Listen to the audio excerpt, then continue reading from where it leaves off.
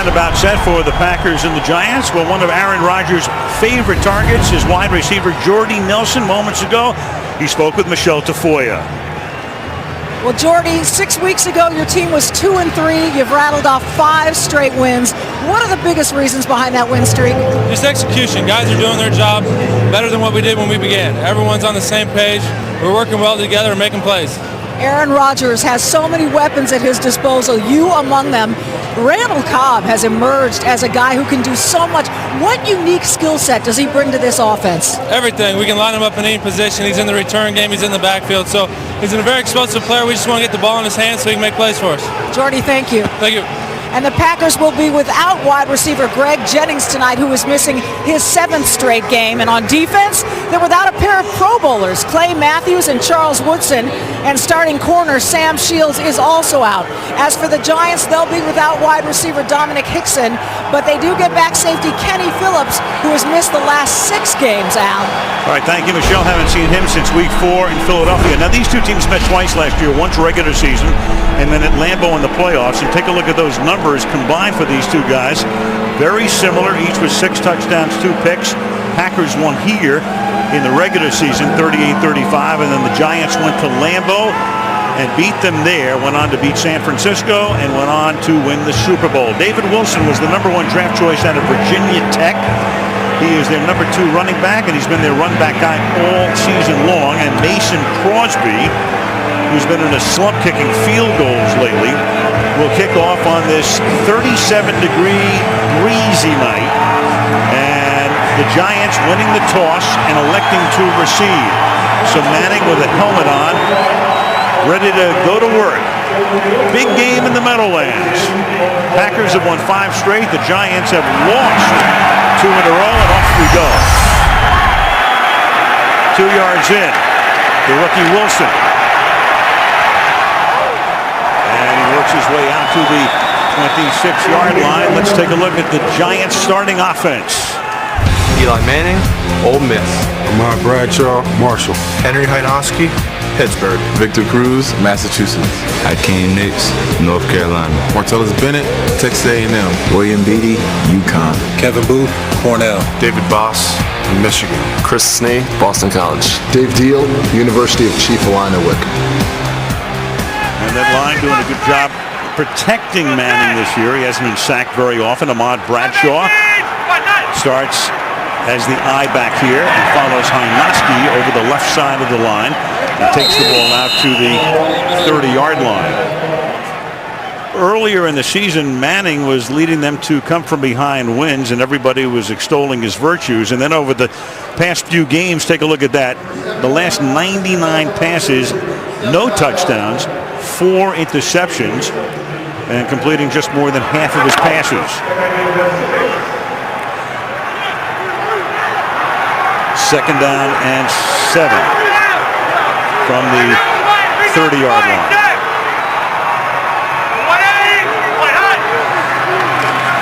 Short drop, and then the pass back shoulder is caught by Hakeem Nicks, trying to get him started. Bothered by injuries, missed 3 games earlier in the season, converts here first down. I had a chance to talk to Nicks the other day up the top of your screen there, and he is struggling. He doesn't limp, but it's only because he has one bad foot on one leg and a bad knee on the other. But he said it's really the best he's felt since the Tampa Bay game, in which he really exploded. Missed a few after that. From the 39-yard line. With Beckham in motion to the right side. Eli in the pocket and then drop. And it's Victor Cruz right over the middle, had gotten free. And, of course, he normally gains a lot of yards after the catch, but looking upfield and just simply flat out drops it, 2nd and 10. Yeah, right here's Cruz. And Hakeem Nicks and Victor Cruz got together during the bye week and had a discussion basically saying, hey, we got to get it going. Cruz dropped a touchdown pass in the last game against the Cincinnati Bengals right in his hands. And they start off right there again. That is not what they were hoping for to start this one. Hasn't all been Manning. The other day, Tom Coughlin saying, hey, the receivers have to do their jobs too. 2nd and 10. Fake the end around, set up the screen, dump it off to Bradshaw. Beautiful hurdle move. He's inside the 30, chased from behind, and goes down at the 2-yard line. Devon House saves the touchdown. 59 yards on a beautifully designed fake end around, screen to the right side, 1st and goal.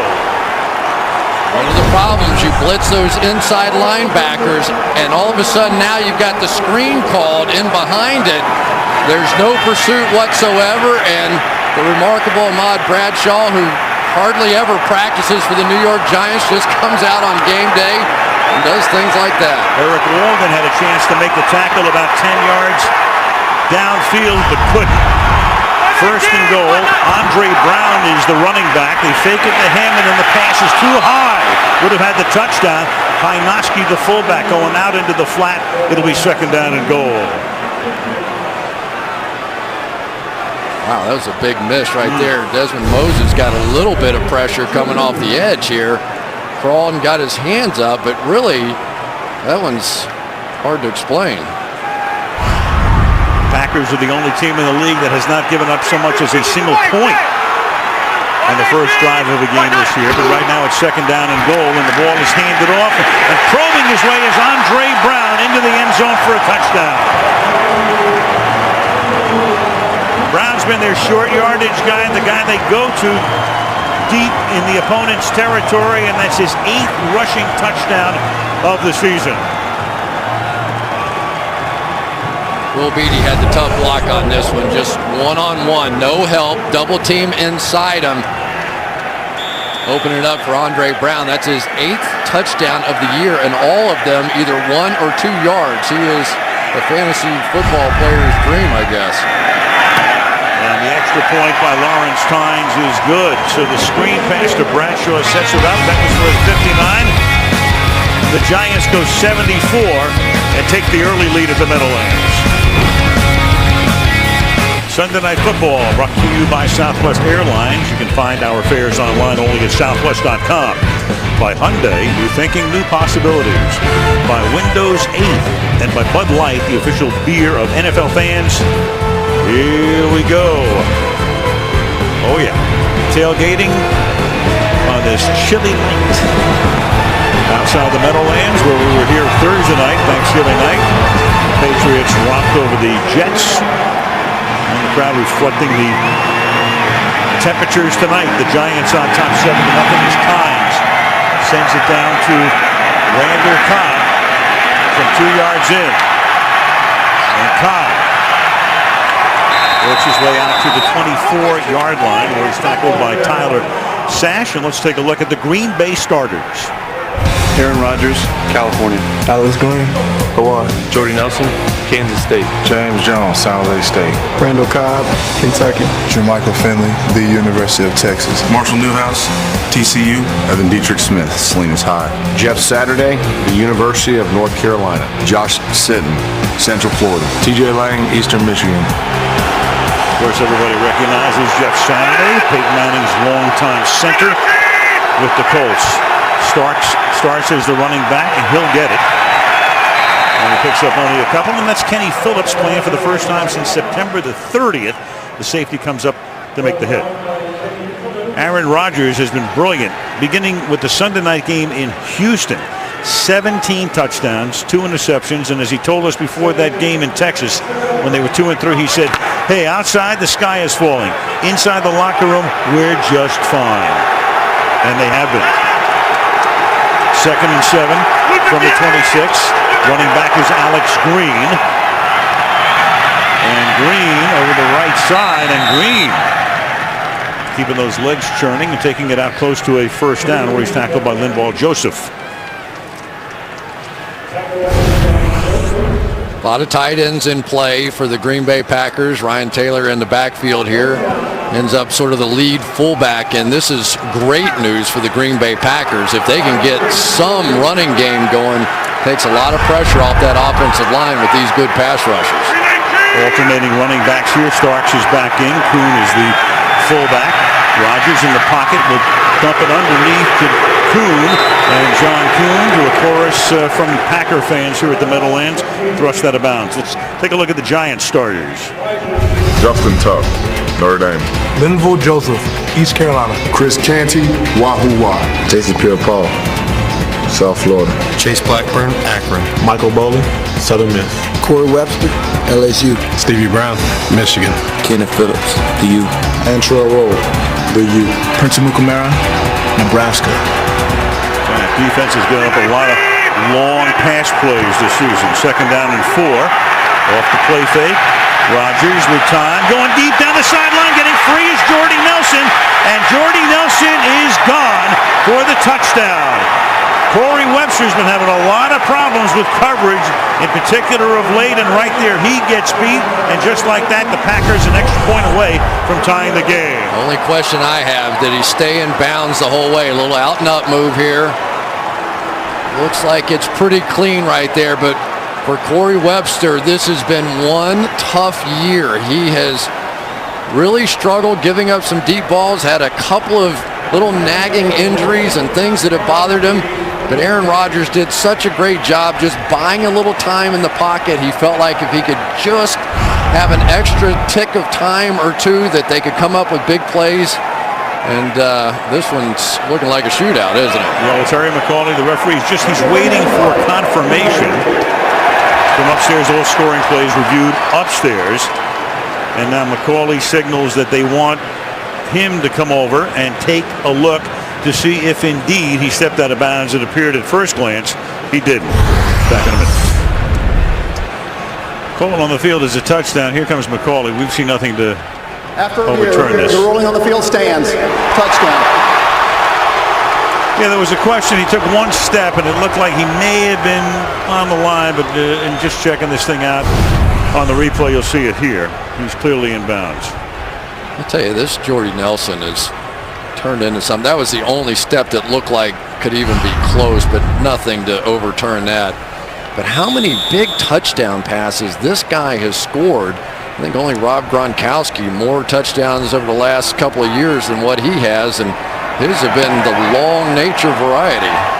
6th touchdown catch of the season for him. Mason Crosby boots that one through, and so 4 minutes and 16 seconds into the game, we just got finished talking about the Giant defense and giving up those long pass plays, 30 or more yards. So last year they were near the top of the league, allowed only 15 in 16 games.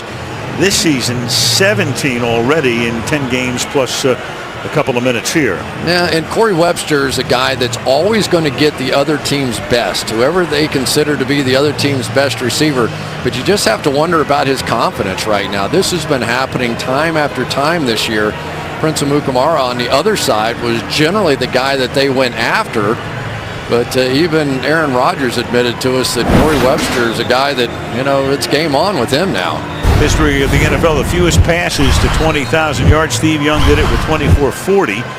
Kurt Warner with 3 more than that, and Aaron Rodgers is now the 3rd fastest in history to get to 20,000 yards. Not too bad, huh? We started looking down the stats of Aaron Rodgers. It's like best all time of this, best all time of that. You know, quarterback average, red zone, all these different things. Pretty remarkable player. Now the rookie David Wilson, who's been running back kickoffs all year, and Tom Coughlin is trying to get him more into the offense as we move down the stretch. Remains to be seen. From 5 yards in the end zone, Wilson brings it out to the 17-yard line, tackled by Bush. And let's take a look at the Packer D. Ryan Pickett, Ohio State University. B.J. Raji, BC. Eric Walden, Middle Tennessee State. A.J. Hart, The Ohio State University. Brad Jones, Colorado. Desmond Moses, Tulane University. Tramon Williams, Louisiana Tech. Morgan Burnett, Georgia Tech. M.D. Jennings, Arkansas State. Casey Hayward, Vanderbilt University. Devon House, New Mexico State. A lot of not too familiar names there. Of course, you're minus Matthews, you're minus Woodson, you're minus Shields.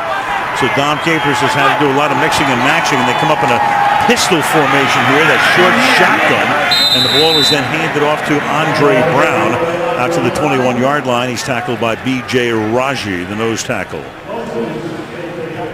One of the things that the Giants felt like they had to be able to do was neutralize B.J. Raji right there. No question about it. Run and pass. He's the guy that if they don't get him stopped, they don't win this football game. They have plenty of experience now against the Green Bay Packers, and they really feel like he's the key to the whole thing now that Clay Matthews is out. 2nd and 6 from the 21. Eli stepping up and then throws a wobbly pass for Hynoski that's incomplete. Desmond Moses put the pressure on. It'll be 3rd down and 6. Tom Coughlin now in his 9th season as the Giants head coach. Second longest tenure, only Steve Owen coaching the Giants for more seasons, 24, Hall of Famer. And Mike McCarthy's done a masterful job at Green Bay, took over there in the 06 season, has won a Super Bowl, and has won about 2/3 of his regular season games. 3rd down, 6 from the 21. 4-man rush, and the pass is incomplete. Good coverage that time, intended for Cruz, and Casey Hayward got position on it. Hayward, a rookie out of Vanderbilt, has already picked 5 passes this season. 4th down. This Casey Hayward is something. Already 5 interceptions on the year. Right here he is. And he understands this game. Watch him. He's going to play this route. You try and take an inside cut. He's sitting right there. Almost had interception number 6. He has been fantastic for the Green Bay Packers. Steve Weatherford to punt.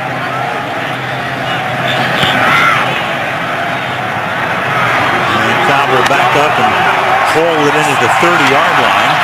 Looking for room. Brings it back to the 46-yard line where he's tackled by Zach Diasco. 7-7.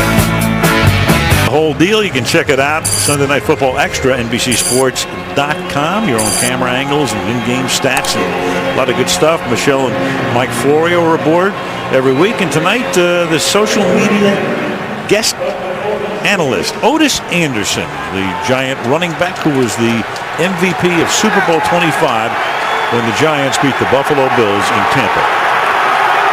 1st and 10, Green Bay from the 46-yard line.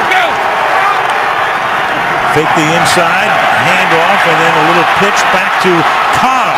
And Cobb following his blockers and picking up the 1st down, a gain of 13. And as we talked about it at the top, Mike McCarthy said you can't get the ball in his hands enough. What a nice play here. He's going to come around the backside and watch Jason Pierre-Paul really have him. He's got him hemmed in, and Jason Pierre-Paul is one of the great athletes in the game, but Randall Cobb is just too quick. I almost couldn't believe it when I put on the tape of the game against the Lions. He was in the backfield playing running back. He was in the slot. He was running reverses. He even ran a couple right up the middle, so they're using him everywhere. That's 9 carries for him, and he's averaging about 14 yards per carry.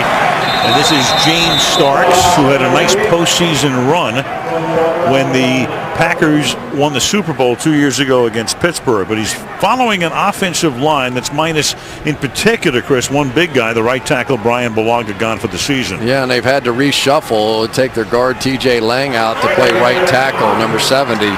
And he's really the guy that they're concerned about the most. They're going to help him early in the game to try to make sure that they don't get off to a hot start against him. Tailback is Kuhn, who normally plays fullback, and Kuhn will take the ball to the 35-yard line. It will be 3rd down and 3 for Green Bay at that spot. And what's really significant here is that Mike McCarthy has his running game going. I don't think the Giants can win this game if they continue to allow the Packers to run the ball. That's not their strength. Their running backs, none of them average anywhere close to 4 yards a carry. They cannot continue to allow this running game to work. 3rd and 3.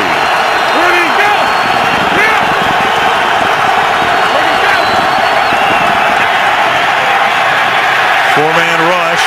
Rodgers gets tripped up as he takes off. Rodgers excellent when he gets out of the pocket and running with the ball, but that time Canty got just enough of the shoe to knock him down, and it's 4th down.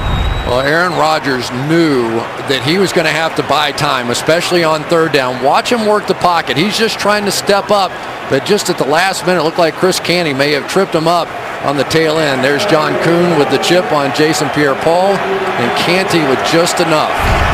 And McCarthy opting for a 55-yard attempt from Mason Crosby, who's been in a slump. And Crosby's kick is no good. And that's asking a lot in the Meadowlands for a guy in a slump to kick a 55-yarder. The Giants get the ball at the 45. Well, Mike McCarthy opting to send Crosby in a stadium that's a little more difficult than normal to kick field goals on a cold night. Almost like sending a guy up as a pinch hitter, trying to get him to hit a home run to break out of a slump. Yeah, that's exactly what I thought that was. I think he was just trying to give him an opportunity on a long kick to take a shot, and didn't work out. Meanwhile, the Giants now with a shorter field from the 45-yard line, and Bradshaw will take the ball to the midfield stripe, setting up a 2nd down and 5, tackled by A.J. Hawk. There's 7 minutes to go in the quarter. You know, we talked a little bit about the Packers offensive line, but the Giants offensive line really struggled their last time out against the Cincinnati Bengals, and they've got some guys nicked up a little bit. David Boss, Chris Snee inside. David Deal struggled a bit. So they're hoping to be able to run it as well, because the Packers one of the top pass rush teams in the NFL. 2nd down call is 4 from the 50-yard line. To the outside goes Bradshaw. And Ahmad, who doesn't practice very much because of that foot that's bothered him for years and other leg injuries, tackled by Brad Jones and a 1st down. Well, here you're going to see on the outside Martellus Bennett, and he's working against Frank Zombo. Now, it'd be hard to imagine if Clay Matthews is out there, this block goes quite that well. It's Martellus Bennett, not that great a blocker, but that's what they're dealing with without their best player. Matthews missing a 2nd straight game, hamstring, ball at the 42-yard line. And Eli throws, and that's incomplete, intended for Bradshaw, starting to put the pressure on him. 2nd down and 10, flag down in the secondary, all the way down to 30. Illegal contact, defense, number 50. 5-yard penalty, automatic 1st down. And that's A.J. Hawk, the linebacker. You know, it's so hard when linebackers have tight ends run up on them to not give them a little shot. And A.J. Hawk right in the middle of your screen, you're going to see Bennett just come up. And this is just, you know, linebackers do that walking down the hallway. You know, they just kind of give you a shot. But in this league, you can. And sometimes when they get in their pass drops like that and somebody comes up, it's just almost instinct. There is Matthews on the sideline. Hopes to be back next week when they take on Minnesota at home. Bradshaw again to the outside, and gets wrestled down to the 31-yard line following Bear Pasco, the tight end, around the right side for a gain of 6. 2nd and 4. You know, there's a lot of theories flying around about Eli Manning. There's talk, did he have a tired arm and all those things, and Tom Coughlin said, hey, I asked him directly, you know, is your arm tired? But Eli did say, you know, who knows? You know, I don't know. It's week 10, the bye week, and we watched him in practice the other day. He was zipping around about as well as I'd ever seen it. Of course, it was a nice sunshiny day, so I didn't see any signs of it. 2nd and 4. There's always a theory, right? Always, especially in New York. Oh, yeah. Here's Bradshaw.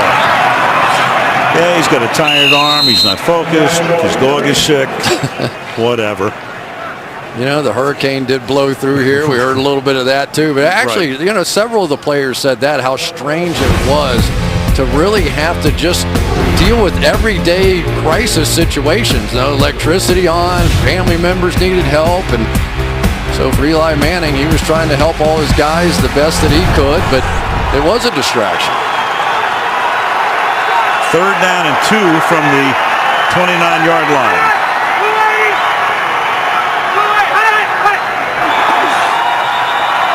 And whistle for the false start. Offense number 10. 5-yard penalty. 3rd down. Called him on Manning to make it 3rd down and 7. Well, they're not going to let you extend your hands and snap it and try and simulate a snap. Let's watch Eli and see if he, that little pump fake right there, they're just not going to let you do it. And not often you see it on the quarterback, but that's the foul. Kind of thing you see guys get away with that a lot. Yep. But not in this case. McCauley is right there to We whistle it, and it's 3rd down and 7. And it drove him to the edge of field goal range now, too. Very close. Eli stepping up. He's going to run with it, and Eli doesn't slide and takes a pop at the 21-yard line. Stayed on his feet, and Tramon Williams makes the tackle, but he picks up the 1st down on a gain of 13 yards. Well, you've heard it before, all this two-man coverage, man-to-man down the field. So you see as Eli steps up, nothing there. But watch this finish. Eli thinks he's a fullback. I think the bye week's done him some good. Maybe his arm's tired, but his legs are fresh. Look at that. Well, Coughlin likes it. Well, Eli's got 30 pounds on Williams. The ball is at the 21-yard line with 3.5 to go. In the quarter, here's Brown, and Andre Brown, and number 2 back, and the guy who takes it into the end zone when they get deep into opposition territory, gets run out by Hawk after a gain of 5. Remember that game he played against Carolina? It was a short week. Go down there, and you're like, okay, who's this Andre Brown guy? And he ran like an absolute monster, and he had the right to. I mean, he got cut and released by so many different guys. We talked to him soon after that. He said the hardest thing I had to do was try and keep up with my bags. They were always one step behind me. Cut 8 times. Actually started his career as a Giant, but ruptured his Achilles as a rookie and then went everywhere before coming back. 2nd and 5 from the 16. Good play fake and then a good defensive play as well on the other side. Tramon Williams coming in to break up the pass intended for Nix. 3rd and 5. Throw a little bit behind. I almost think that he was expecting Akeem Nix just to sort of post up Tramon Williams here, and he ran through the hole. There was a safety coming soon afterwards. Just one of those sort of timing issues, and they really need Akeem Nix to get it going. He's had a lot of injuries this year, but without Mario Manningham, he has to get going. 3rd and 5, pressure put on, and Eli's pass is caught for a touchdown by Rueben Randle. The rookie out of LSU in the back of the end zone. Well, you're going to get the tight end releasing up the field to hold the safety, and then just a one-on-one route over the top in that quarters coverage. Look at Eli moving around in the pocket. That's what's impressed me so far out of him tonight. He's found those little throwing lanes and delivers a strike on this one. Got behind House and Jennings, his first career touchdown. They have been desperate, Al, to get a 3rd receiver going. So many issues. It was going to be Dominic Hickson, but he got hurt. And if this young man, Rueben Randle, can get it going, he has the speed to make a difference. Wearing Mario Manningham's old number 82. Mario now in San Francisco. And the Giants retake the lead, 14-7.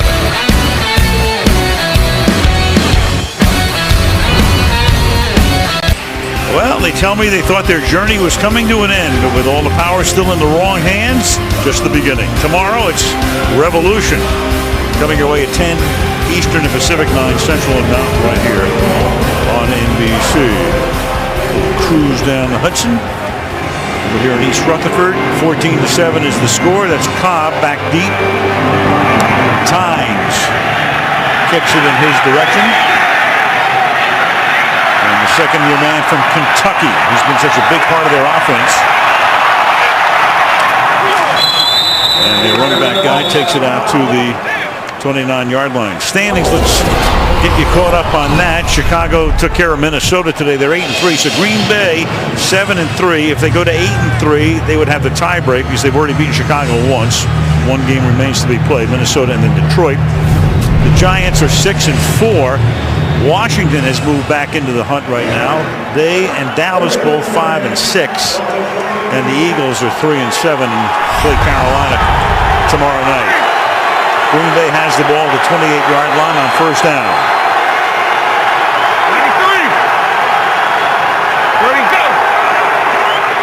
Fake to Alex Green on the inside handoff, and then it's picked off by Corey Webster. So Webster, who was beaten for the touchdown earlier, and Rodgers is able to knock him down and save the touchdown.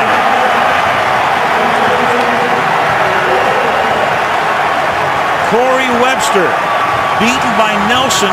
for the touchdown that tied the game, and then comes up with a big pick here. Right here, watch him cheat in. He's got safety help over the top. He's just going to take a chance like a veteran player would. He said, I gave you one, I'm getting one back. They're trying to go these little play fakes inside, and for Aaron Rodgers, what it does, though, is it makes you take your eyes off the coverage. They did the little play fake inside, and I'm not sure that Rodgers ever picked up where Webster was, and usually that guy is not a factor out there. They're going to look at it upstairs to see if he was contacted. It's a turnover, so it's reviewed, and all forms of it are reviewed. What will be Webster's 4th interception of the season. Was he down by contact there?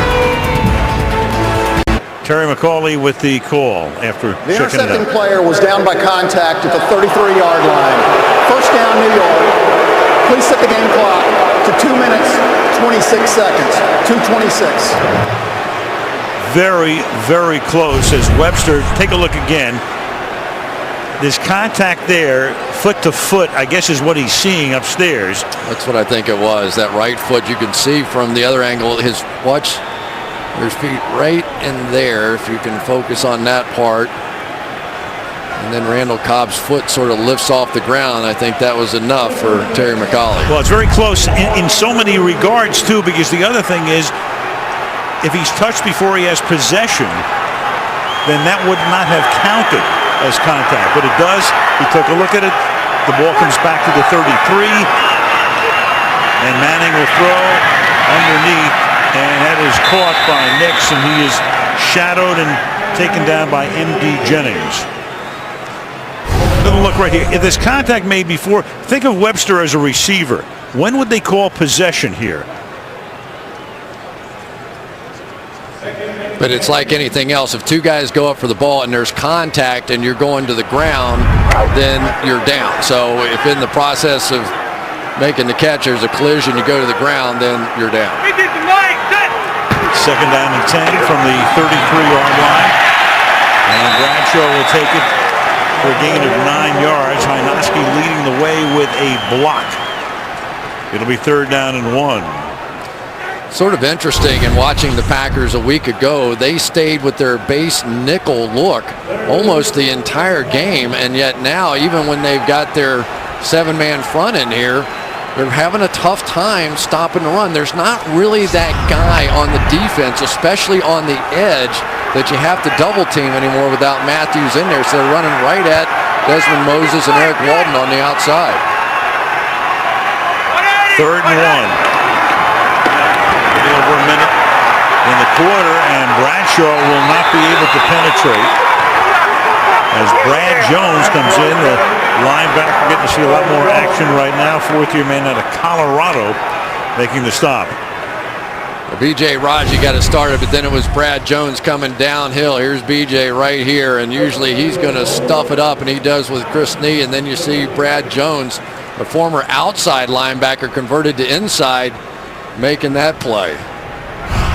Big stop, big turn of events there with that ball being called down and brought back.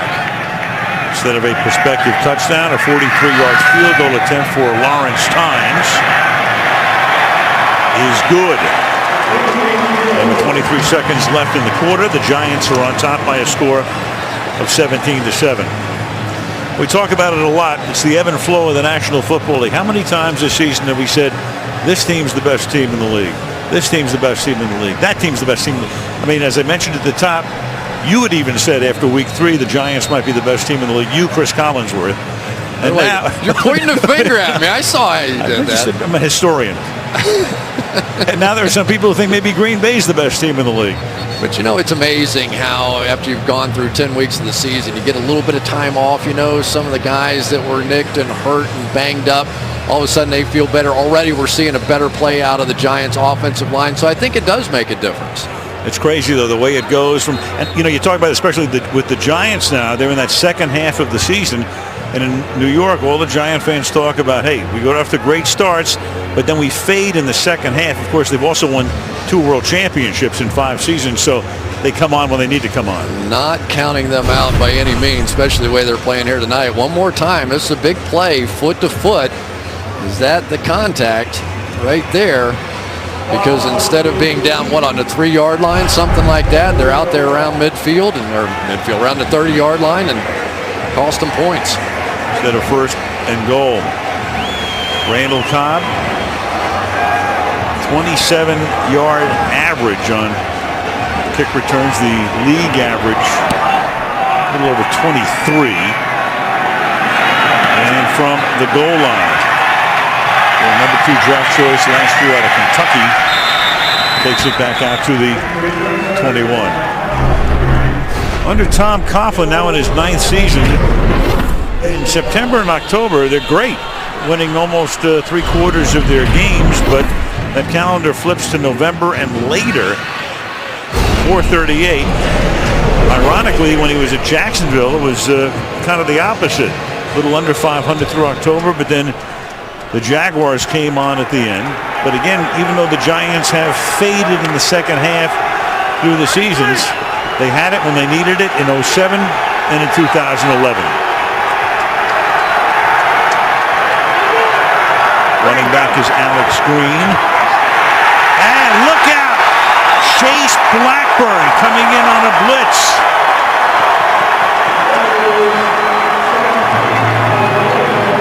Almost untouched. And that's the way that first quarter will end. So Rodgers has had an interception and a sack on his last 2 plays. And we'll go to the second with a score of 17-7. Giants. Sunday Night Football from the Meadowlands continues after these messages.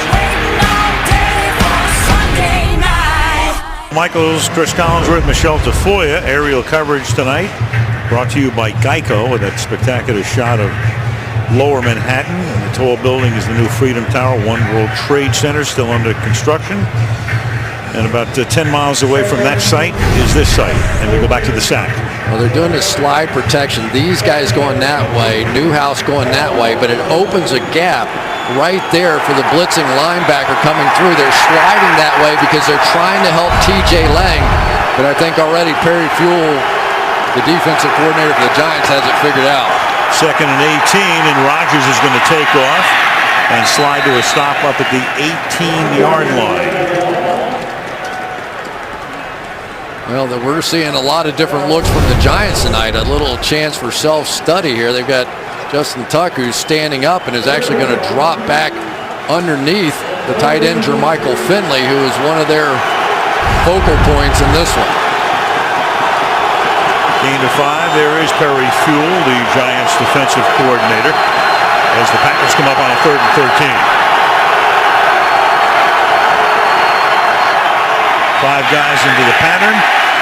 Catch is made, but Antrel Roll makes sure that Randall Cobb goes no farther than the 23-yard line, and in comes the punt team. I tell you, I think this defense is different when they get Antrel Roll back down around the line of scrimmage. By getting Kenny Phillips back from the injury, now he and Stevie Brown can stay back, and Roll can be that playmaker up around the line of scrimmage.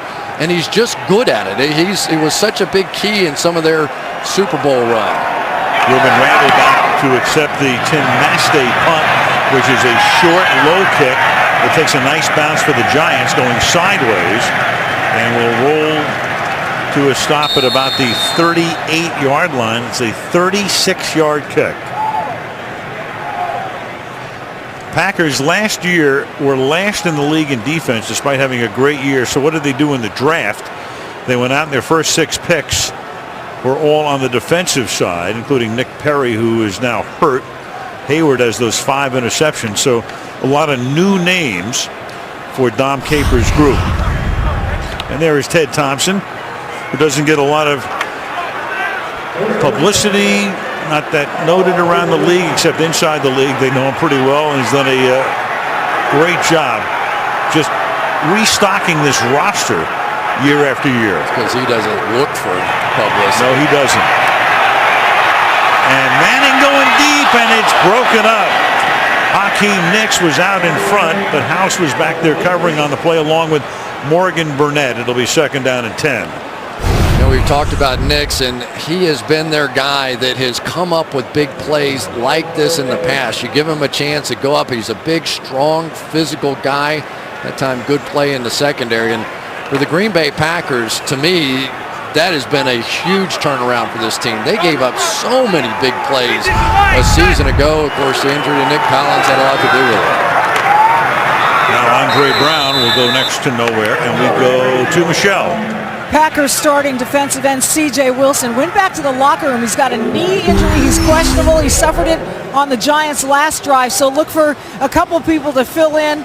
Mike Neal and Jarrell Worthy are going to fill in on that spot. Thank you, Michelle. Yeah, we saw Wilson look like he was in some agony before. And, of course, it's a defense that is missing Matthews, is missing Woodson, is missing Sam Shields. And Mike Neal is probably their best pass rusher overall. Just pure athleticism. Number 96, Mike Neal, can play. Manning on 3rd and 9. To the outside for Nixon. He catches it for a first down before he's run out of bounds by Morgan Burnett.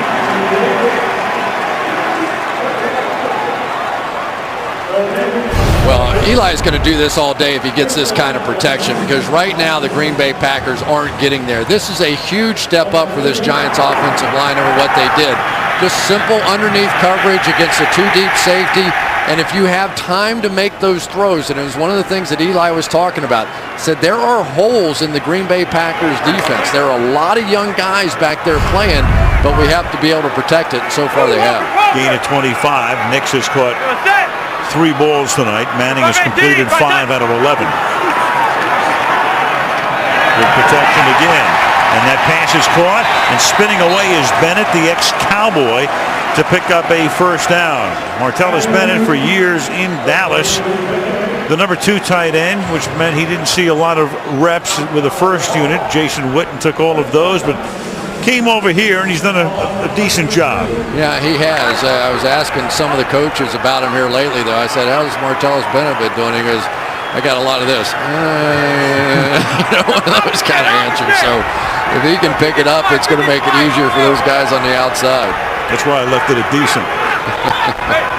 Even though it's career highs, I figure we've seen a lot more playing time. From the 23-yard line, Bradshaw skirting to the outside, and that's a gain of 11. Burnett making the tackle. So the Giants getting good productivity in the running game tonight. They've already rushed for 68 yards. Watch this cut. I mean, this is just fantastic. In the hole now, it's just straight sideways as Bear Pasco got a chance to finish that block. But for a guy that, it's just amazing if you've played in the league for any length of time to think about, he missed 2 days of practiced minimally on Friday. And he comes out and he looks like an all-pro here tonight. Giants averaging over 5 yards per tote on the ground. They have Brown in the game now. They give it to him, and Brown backs his way inside the 10-yard line. Well, it looks like the Packers are now staying with that nickel defense that they played so much a week ago, but a little bit different. Now, I take that back. That's not their nickel. That's their base defense. So now they're struggling to try and stop this this running game of the Giants, even in their base, which I think they almost assumed they could with those 2 big guys in there, Ryan Pickett and B.J. Raji. Giants 26 plays and good balance. 14 runs, 12 passes. 2nd and 6. Throwing the fade, and it's broken up. Intended for Nixon, broken up by Devon House. 3rd down and 6 upcoming. And the first thing you have to do when you play against the New York Giants is take away their slot receiver in Victor Cruz, which is going to open things up one-on-one on the outside for Akeem Nicks. And I tell you, we were watching him, Al, in pregame warm-up, and he's just not the same still. He won't talk about it. He's not going to tell you he's hurting. But you could tell watching him warm up, boy, it took a long time to get to where he could run full speed. Broke his foot in the offseason surgery. Missed 3 games earlier in the season. 3rd and 6, and Manning throws, and it's caught for the touchdown by Victor Cruz.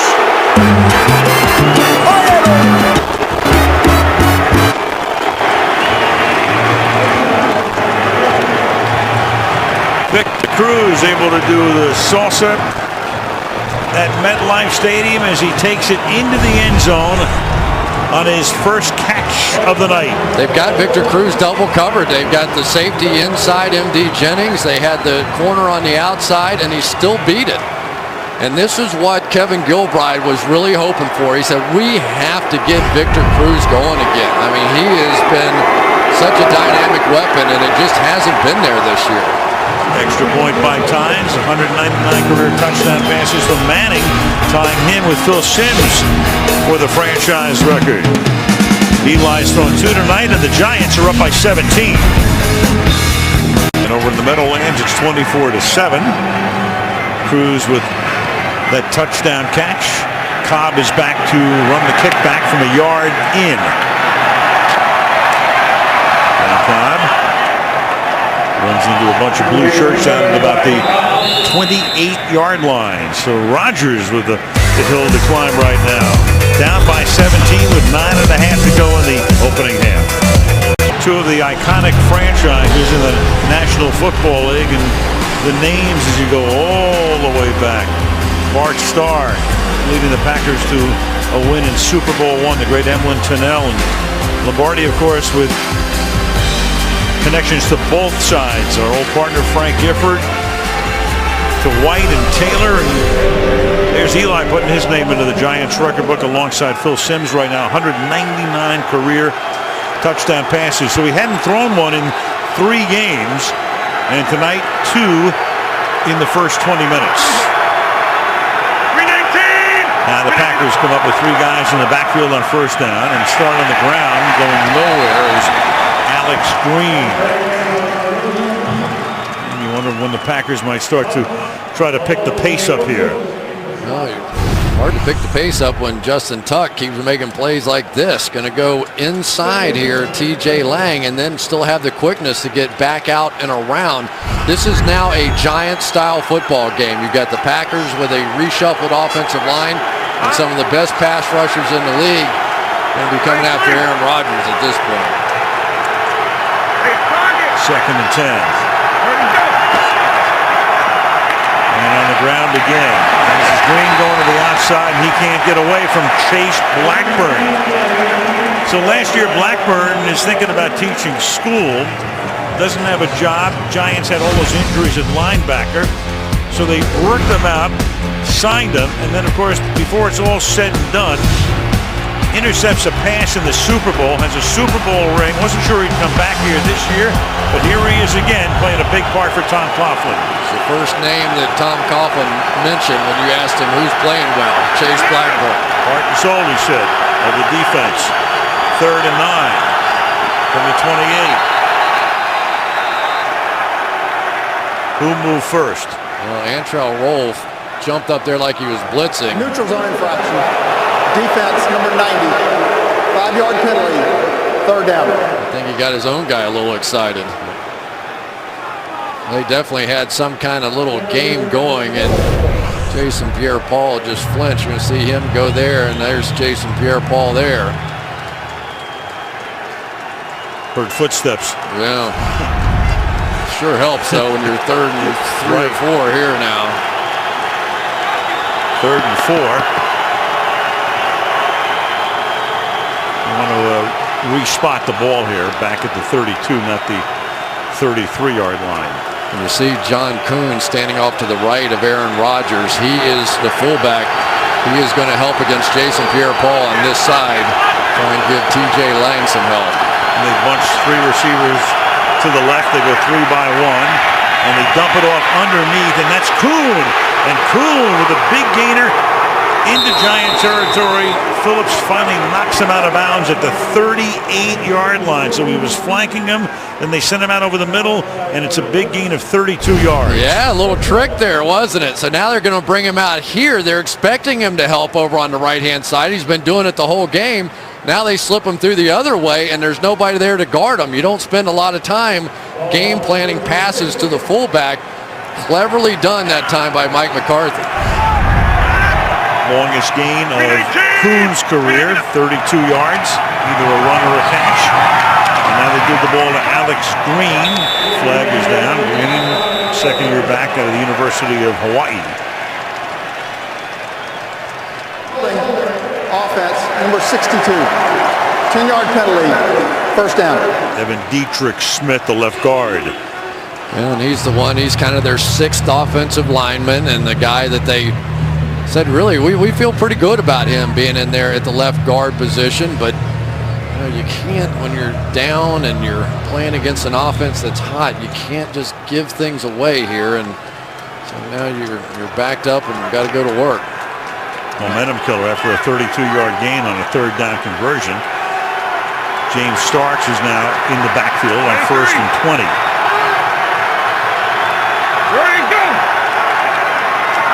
And we'll give it to Starks. He'll plow ahead to the 43. We talked about, Chris, the interception by Blackburn in the Super Bowl. Yeah, it was such a great play. But the interesting thing was that the crowd noise actually got them to hesitate here. They heard a crowd noise, thought that Tom Brady was sacked. It's like, oh no. Gronkowski stopped, Blackburn stopped, and they heard the crowd yell again. And so Blackburn said, I knew I had to take off, and he was beat. He came up with that play and said, what to do with the football? He said, my kid plays with it. 2nd and 17. There you go. Take the inside handoff, buying time. Rodgers flushed out. And he'll run with it and slide to a stop at the 36-yard line. Aaron Rodgers, one of the more nimble quarterbacks in the league. He does that a lot. Takes off for a good game. Going to see a lot of jamming of these receivers. That time Corey Webster got a good chunk of Randall Cobb on the outside. And their feeling was if they could beat up these receivers at the line of scrimmage and make Aaron Rodgers pull that ball down, they'd have the advantage. Worked perfectly there. 3rd down and 11. Probably need at least 5 to get a decent shot at a field goal. Go 4 wide here. Rodgers, this time protection very good, but the secondary also doing its work. Flag is down, pass is incomplete. Oh boy. Holding defense, number 23. 5-yard penalty, automatic first down. Webster. You know, you can do a lot of things in this league, but when you grab, it's the easiest thing in the world to see. And for Corey Webster here, Jordy Nelson's going to go by him. He's going to grab that backside shoulder and turn Nelson. The official got a good look at the name Nelson on the backside, so he knew something was up. Pretty strong protection up front for those guys, but that was huge on 3rd down and 11. Just left the interior 5 in there, and they did their job. Ball to the 32 on 1st down. Cobb sets up slot left. And Rodgers able to sprint away and then throw, and it's caught on the run by Cobb. And he'll have a 1st down. They'll spot the ball at the 20-yard line. Jason Pierre-Paul got loose, but Rodgers able to sprint away. Yeah, and Chase Blackburn knew exactly what was coming. He just couldn't catch him. He's going to come across here, and you'll see Chase Blackburn pick him up. But, you know, there's some things you can't do. That's not Gronkowski's chasing anymore. That's Randall Cobb. And Rodgers again staying alive in what he calls non-rhythmic throws. He says, I'll have to make a bunch of them against this pass rush. Under 5 to go in the half. Giants up by 17. There you go. And 1st down from the 20. To the outside, it is juggled and dropped. That's Jermichael Finley. He's had a lot to say all season long about not getting enough passes, not getting enough targeted passes from Rodgers. That's one of the reasons right there. Well, as a former receiver, I know all too well that most of your time around quarterbacks should be spent sucking up. And he has not mastered the concept. To the contrary. 2nd and 10. Rodgers trying to reposition his receivers and now just decides to take a timeout. 24-7, New York. Packers opened the season against San Francisco and lost. 2 touchdowns by Rodgers. Won the next week. Then the Fail Mary game at Seattle, he had none. Then he had 4 against New Orleans. He had 3 at Indy, 6 on the Sunday nighter in Houston. And that's when they really got rolling. Those last 5 games, all wins. And Rodgers has been terrific, and tonight, though, he's got to lead them up the mountain because they're down by 17. He's thrown only 7 passes tonight, completed 5, 1 for the touchdown to Nelson, and now it's 2nd down and 10 from the 20-yard line.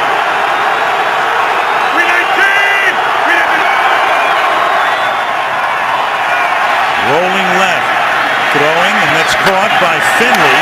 And Finley will gain 9, reaches across the line, but they'll spot the ball a yard shy. Amukamara is there to stop him. It'll be 3rd down and 1. Wow. Michael Finley made Amukamara pay a heavy price at the tail end of that nice bootleg play. Gets Finley out on the edge. He sells it well. But watch Prince Amukamara here after Roll misses the tackle. Finley at 6'5" and 247. Amukamara at 6 feet and 205. 3rd and 1. Alex Green is the back. Coon offset. Now they go 3 backs. And they give the ball to Green. And does Green get it with that second effort? Kenny Phillips comes up there to make the tackle. Clock down under 4 minutes. It's either a 1st down or 4th and inches. Kenny Phillips looked like he had him in the backfield, but Green just spun his way out of it.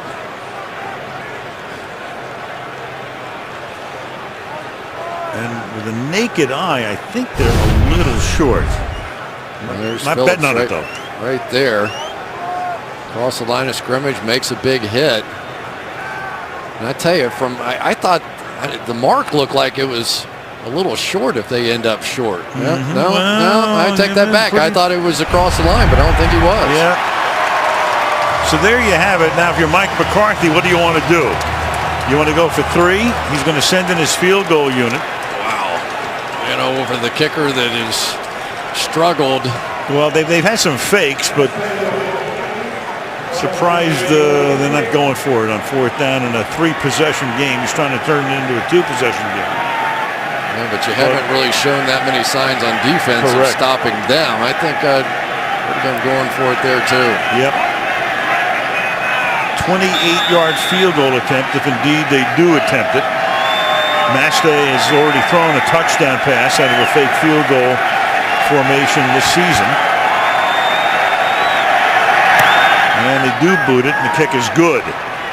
So they bog down, don't get the 1st down when they really needed it, and it's 24-10 Giants. Through the creation of youth fitness zones across the country, NFL Play 60 has improved the health of millions of American children. You can visit NFLRush.com and learn how NFL Play 60 could come to your community. Lincoln Center in Manhattan, over to MetLife Stadium. Been busy over here.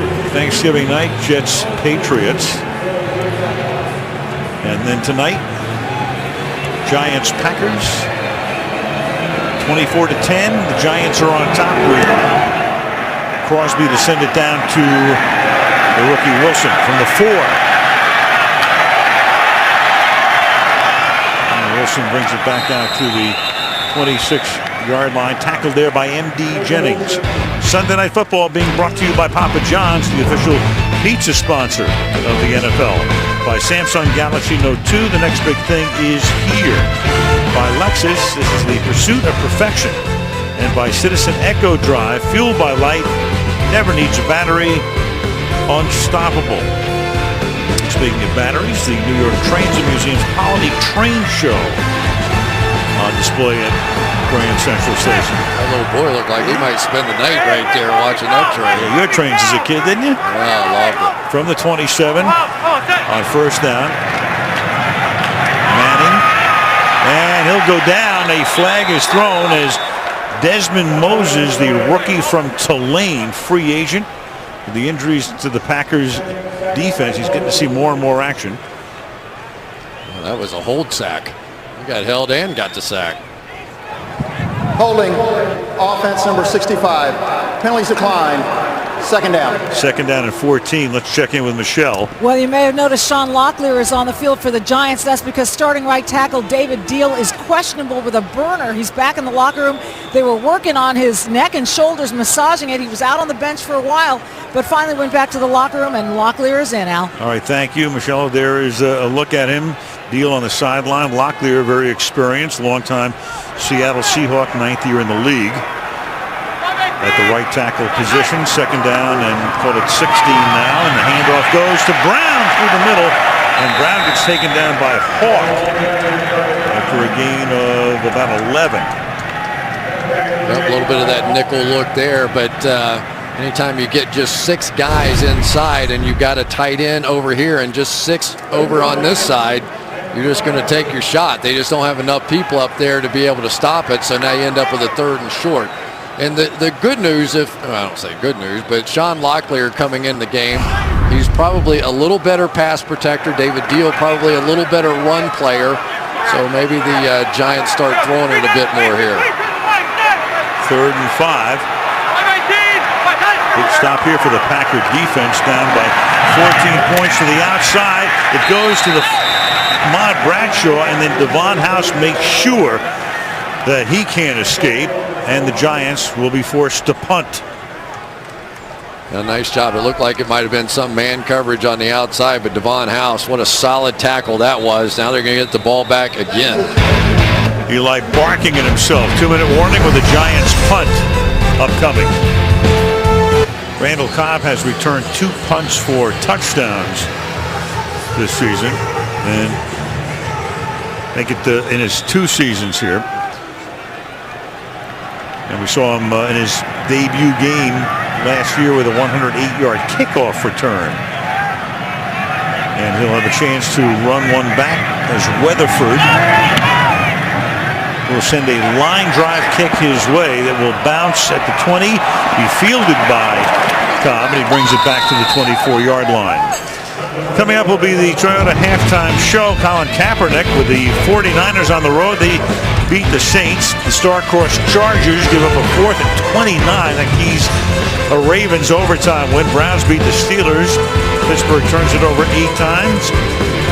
Bob Costas, Hines Ward look back at the first half of this one coming up on the Toyota halftime show. Yeah, this is where the Giants defensively have struggled the last 2 minutes of either half, allowing 47 points. That's 3rd most in the NFL. They need to stop here. From the 24-yard line. Blitz coming. Rodgers able to get away from it, and outside the pocket throws incomplete. 2nd and 10. I'll tell you, Antrell Roll, this is a different looking defense to me already. Now with what they're doing on the back end, they're taking away some of the easy throws of Aaron Rodgers, and Antrell Roll is, every time Randall Cobb comes off, he's just getting a little action out here. He's getting distracted with almost everyone, and the New York Giants pass rush can get there then if they can just slow him down a bit at the line.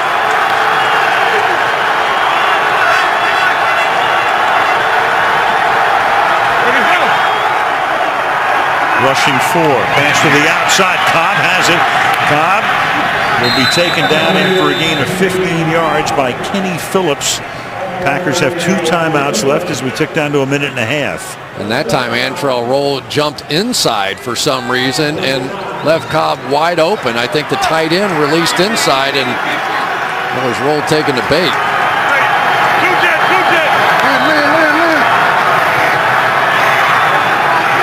Rodgers in no hurry here.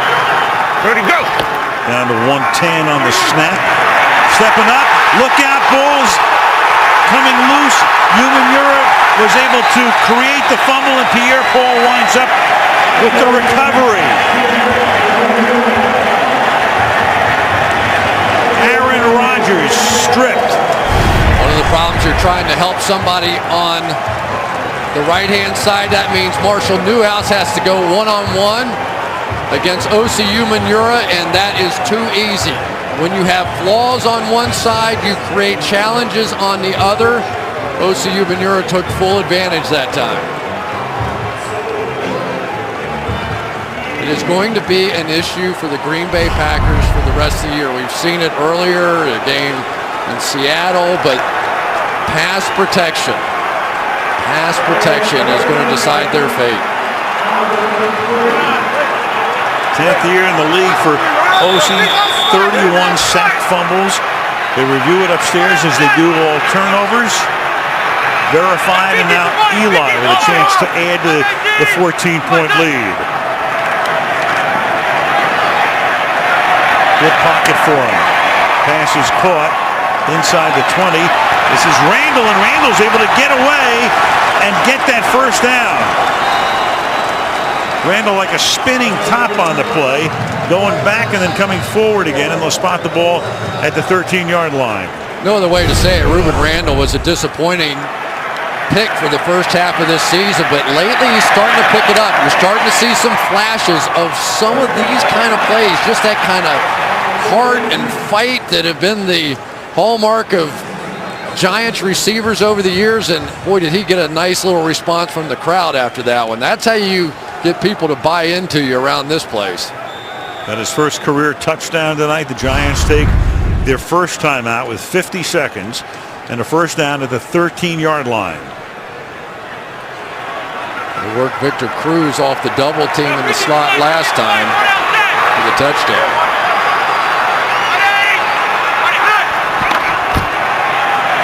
On the ground, Bradshaw to the end zone, touchdown.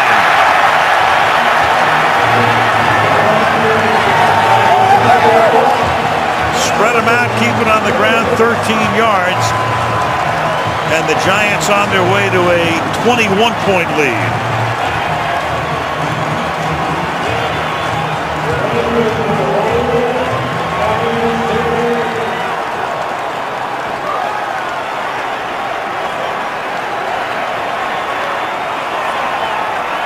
Giants tonight have already rushed for 96 yards. A team that was last in the league in rushing last year, going against that porous run defense of Green Bay. And the extra point by Tynes is good with 44 seconds left after it looked like the Packers had a chance to move down the field and make it a lot closer. It's 31-10. Big time double team here, but watch the move by Ahmad Bradshaw. Watch this as he's going to give a little outside juke, set up the inside linebacker Brad Jones so that he tried to go over the top. Very clever play by a veteran running back. Sticks it in. Osi Umenyiora created it. Forced fumble. Hits JPP in the helmet, and he winds up with the football for the recovery. And then go the Giants to the end zone. It's a different looking Giants team, isn't it? Very much so. The bye week was very good to these guys. They came out fresh. They were energized. In practice, we watched them, and there was a real hop in their step. They were flying around out there. Eli was throwing it great. Boy, it is translated here tonight. Giants enjoying it right now, and the Chicago Bears are certainly enjoying this game right now. You know, even though the Packers got a win over the Lions, if you watch that one, you began to have a few doubts about their protection. Could they hold up against good pass rush teams? Aaron Rodgers took a lot of hits in that one, and now against another good pass rush team, it is a bit of a repeat. Green Bay will get the ball. Rodgers will have 2 timeouts. Floating kick that's fielded at the 16 by one of the tight ends. That's DJ Williams. And we'll see if Rodgers can work his team into field goal range. The quarterback comparisons tonight. Yardage about the same. Rodgers has been sacked a lot this season, 3 more times tonight. But one of the big differences has been that Giant running game. 16 carries tonight, 96 rushing yards for New York.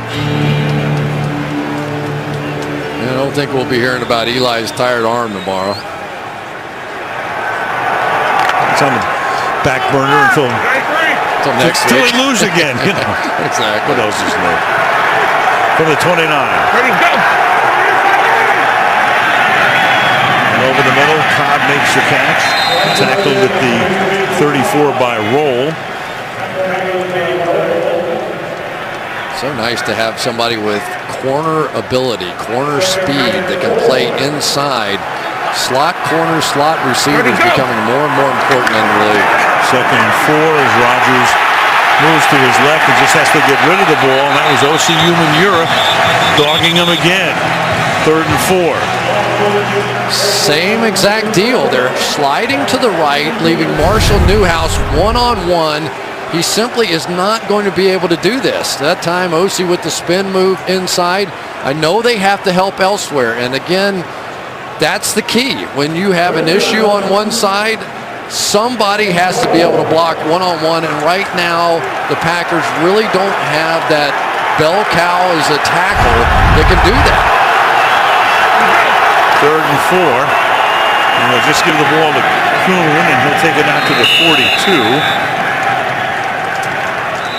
And the Packers will, or the Giants are going to take a timeout, but why would they do that? You know, I think what they were told to do was if it's 4th down, you call the timeout, we'll take a shot at a punt block or a return. The players screwed it up. Right, absolutely. And called a timeout after they got the 1st down. Right, so now they give the Packers one last chance at a Hail Mary when the Packers were prepared to run the clock out and go back to the locker room. You know, sometimes, what's that game, Telephone, where it gets passed along to too many guys? And, right. And they didn't quite get the full message on that one. So if he so chooses, Rodgers has one shot to try to get the ball 58 yards into the end zone. Rolling, buying time, and then he just throws it away. Clock started late, and finally they tick it down to double zeros. Packers will get the 2nd half kickoff. Boy, did the Giants need that bye week. 31-10, Toyota halftime show on the other side of the break. 2nd half ready to start at the Meadowlands. Al Michaels with Chris Collinsworth, Michelle Tafoya. Sunday Night Football. Giants with 96 rushing yards. Green Bay turned it over twice in the 1st half, and the Giants have a 21-point lead with Green Bay getting ready to receive the 2nd half kickoff. 37 degrees, the game time temperature, probably down a couple from kickoff as Tynes will send it down toward Cobb. Giants had lost 2 straight coming in. Packers are on a 5-game winning streak roll. They're down by 3 touchdowns here as Cobb runs it back from the 2-yard line. Flag is thrown as he brings it back out to the 28-yard line. During return, holding receiving team number 57. 10-yard penalty, 1st down. Jamari Lattimore as we go to Michelle. Well, Mike McCarthy pretty unhappy at halftime, Al. He said, we're not playing physical enough for this matchup. We're not playing fundamental football. Mental errors on offense have changed the momentum of this game. And he said, we're going to get that straightened out right now. But if they do that, they're going to have to do it without starting defensive end C.J. Wilson. He is out for the rest of the game with a knee. As for Tom Coughlin, he likes his team energy, efficiency, effort. He said it to his team at halftime, 4 quarters. Let's go regain the respect of the football world. It's about us. Thank you, Michelle. Pretty much expected the reaction to McCarthy. He's dead right in terms of his summation of his team's performance in the 1st half as Rodgers starts by throwing under pressure, tip, and then it winds up in the hands of the Packers as Jermichael Finley comes down with it. So a floating pass. Rodgers under pressure from Justin Tuck. Looked like the Giants would get a tipped interception. The next thing you know, the Packers have a 1st down. Well, change up in coverage this time. This time they're going to let TJ Lang go one-on-one, and that was a train wreck. That's why they've been trying to help him all night. And so it really doesn't matter. When they slide one way, they can't handle it. When they slide the other way, they can't handle it. And for Aaron Rodgers, he better speed up the process. Big break for Green Bay instead of starting with a turnover. 1st down at the 31-yard line. False start. Offense number 70. 5-yard penalty. 1st down. TJ Lang, right tackle. Rodgers under pressure tonight. 3 sacks. 2 knockdowns. Remember the game in Seattle, the game that ended with the fail Mary pass. Week 3, sacked 8 times in the first half in that game. Yeah, and has already tied Ben Roethlisberger now for the most sacks over the last 5 years. Of course, Ben's sitting out. But Aaron Rodgers, a great player. He finds ways to work around this. 1st and 15. Can't give up on the ground game just yet as Kuhn takes it to the 30-yard line. 2nd and 11 now. You know, they really haven't gotten anything going to James Jones either, which surprises me because he's been out there working against Prince Amukamara, and that was really a big part of the plan in this one. Feeling like they could go after Amukamara a little bit, but really haven't even challenged him yet. Haven't thrown one pass that I can recall to James Jones. He leads the team in touchdowns with 8.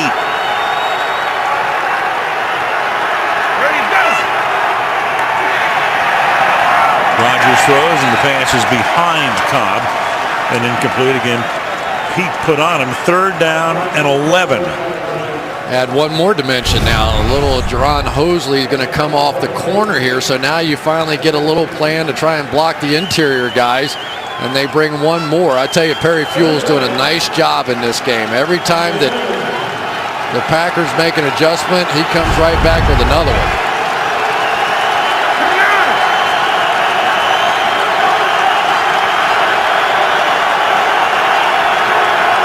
Packers go 5 wide on 3rd and 11. 4-man rush. Rodgers runs into his own man and gets sacked at the 22-yard line. Kiwanuka will get credit for the sack.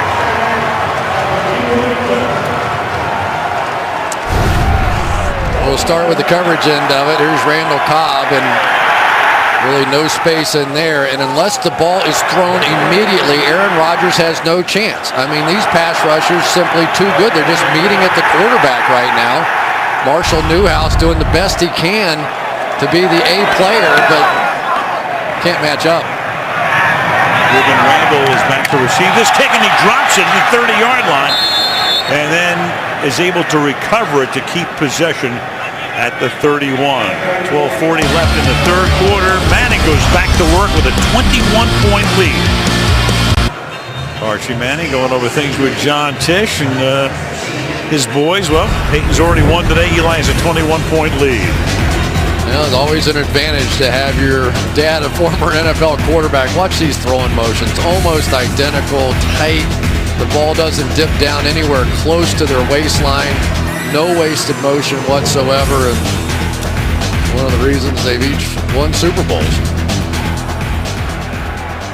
Archie's been here all week, enjoying New York over the Thanksgiving holidays, and watching his youngest son trying to get on track after the bye week, and so far so good. From the 31, Andre Brown is the running back.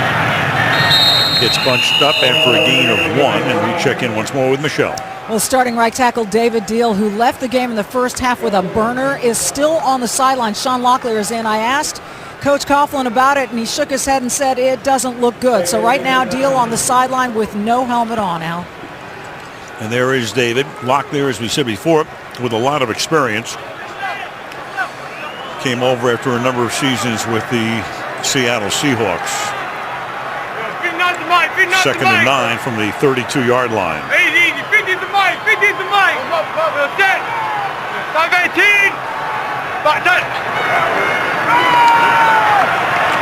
And stepping away, and then Cruz has to reach down for it and tries to squirt his way for a 1st down and should have it. I assume most people by now know what that means when you hear him say 50's the mic, 50's the mic. It just simply means that that's the added player that the offensive line is going to be responsible for. In that case, it was A.J. Hawk. So the offensive lineman would have picked him up if Brad Jones, the other linebacker, came. Then it would have been a responsibility of one of the backs. And then when he says Omaha? I got into that last year. I'm going to take a pass. That means hurry up, snap the ball. A lot of guys use that these days. Manning will throw going deep, and the pass is incomplete. It's Nix, and he's covered by Devon House. 2nd and 10.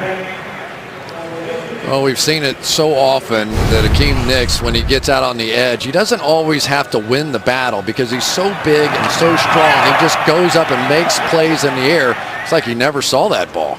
You could see his focus never found the football as it was coming down.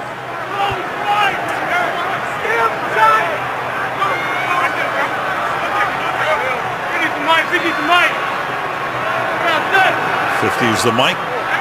Hynoski sets up as the fullback, and it's a draw play, and this is Brown who comes close to picking up the first down. Burnett in on the stop. It'll be 3rd and 1. It's great having big fullbacks that can make blocks like this. Henry Hynoski just one-on-one against A.J. Hawk. Little draw play, sets it up.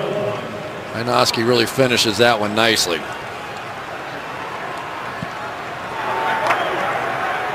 So 3rd down and 1. There's Dom Capers, the Packers defensive coordinator, who, with the injuries and all of the rest, has been forced to make a lot of chess moves. And tonight it's the Giants who are dominating as Brown takes the toss and gets stopped a little short of the first down. So the Giants will have a 4th and short at the 49-yard line. Well, A.J. Hawk got beat on the last one, but not this one. Watch this play. He's going to shoot right in the gap and meet this play in the backfield and hangs on just enough. That's a big stop. They really needed that to be able to get the ball back after not being able to do anything with it the first time. Steve Weatherford will punt, and Randall Cobb back at his 10-yard line. Calling for the fair catch, windmilling the right arm. Brings it in at the 9-yard line with 9:41 left in the third. 31-10 Giants. Jeff Saturday, 14th year in the league.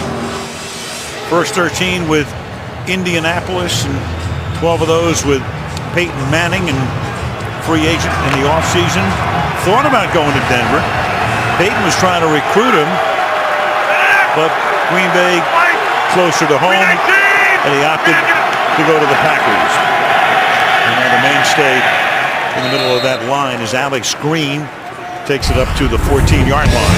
Well, we've been talking about this 3-safety look on the back end now that Kenny Phillips is back, and Antrel Rolle has really been the key. All over Randall Cobb tonight in the slot. And then, of course, it was Corey Webster who jumped this one from the outside in, baited him a little bit. But I tell you, one of the first things I would do if I were a general manager is find a slot receiver and a slot corner, because so much of the game right now is that one-on-one battle, fist fight, whatever you want to call it. And right now, Antrel Rolle's been winning it tonight. So true. 2nd down and 5. And unable to get out of the backfield because Webster makes a nice play is Alex Green. It'll be 3rd down and 5, no gain. Really nice play by Corey Webster. Avoids the pulling offensive lineman coming off the edge here. Ducks underneath TJ Lang and still able to make that tackle. Tell you, Corey Webster, after giving up that big pass play, has played a terrific game tonight. He's come back, got the interceptions. Like all good corners, you got to be able to forget. Amnesia. 3rd and 5 from the 14. Rodgers flushed out. He'll run for it and slides to a stop with the first down at the Green Bay 26-yard line. Well, we're seeing Aaron Rodgers now with some pump fakes, at least able to buy some time. But again, it's Antrel Rolle one-on-one against Randall Cobb, who's been red hot lately. Rolle able to take that look away, so Rodgers had to pull it down.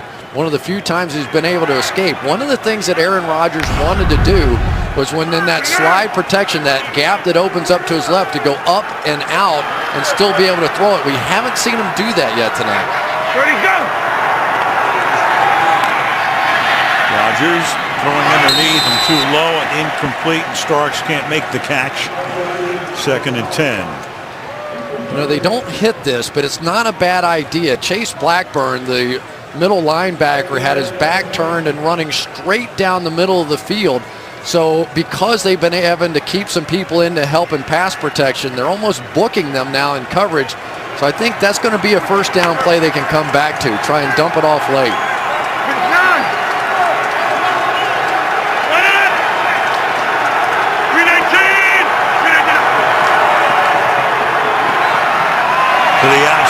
Green this time has room. Flag is thrown. For the moment, he gets to the 36-yard line, but offense number 83.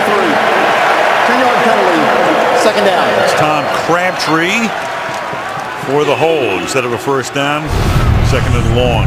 And it didn't even really look like it was totally necessary. Crabtree tried to take away the inside, and really Alex Green did a nice job reading it, but JPP, good lobbying effort. The official won the battle.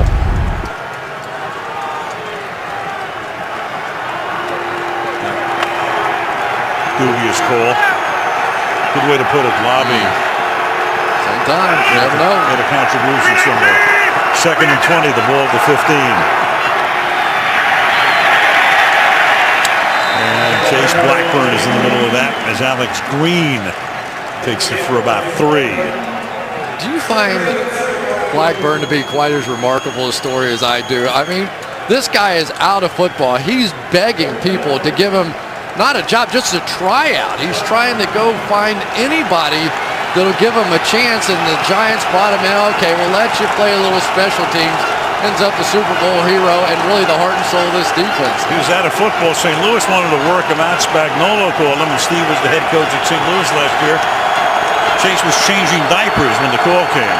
He was exhausted after the birth of his son. Shows up in St. Louis, forgot to bring his cleats. That pass is incomplete as Cobb can't handle it. It'll be 4th and 17. You know, I think they are getting frustrated with Cobb not being able to do anything inside, so now they've moved him outside and trying to take some shots with him out here, and he can't handle that football. So basically the play of Antrell Roll is taking Cobb out, and they're trying to make an adjustment to find some space for him. Tim Mastay punting. Short kick. And Randall calls for the fair catch. The hand was up as he was coming in, and then there's all kinds of action at the 48-yard line. But as Randall was coming in, I thought his hand was up. The Giants are going to wind up with the ball, and then we'll have a little scrum here as well. Well, that's 2 in a row he's put on the ground now, and got it back though. Yep. Again. Giants still have the ball. In the break, indeed, it was a fair catch that was called for. He bobbled it, and you are protected to make the fair catch through the bobble. And the Giants wind up with the ball at the 47-yard line. So even though it got loose on the ground, the fair catch was called for. They had to give him room. The Giants have it at the 47, and the pass is caught. And this is Martellus Bennett who takes it to the 37-yard line. So we'll go back and take a look because he was moving forward. It was a short kick. You can see Randall there it was, a very fast fair catch signal. Then he begins to bobble it, and he's protected through the bobble. So he couldn't be contacted at that point by the Packers, but ball was loose, but that didn't matter. Protected through the bobble. It's something new every day. Ball at the 38-yard line.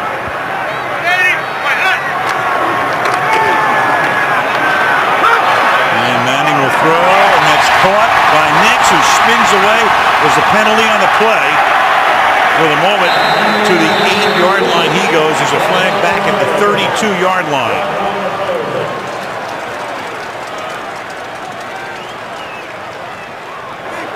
Illegal contact. Defense number 31. Penalties applied. First down. It's Devon House, the second-year corner, 30 yards on the play. Straight man-to-man coverage, and the contact occurring after the 5 yards. So all that stuff they're going to call. But I tell you, for Akeem Nicks, this is a play. This is the way he typically made plays. Just so much effort, and you see A.J. Hawk and everybody trying to punch that ball out of there. But that's a nice looking play for a guy that could use one in Akeem Nicks. 4 catches for Nicks for 64 yards tonight. Back to the ground to Bradshaw. Flag at the 9-yard line.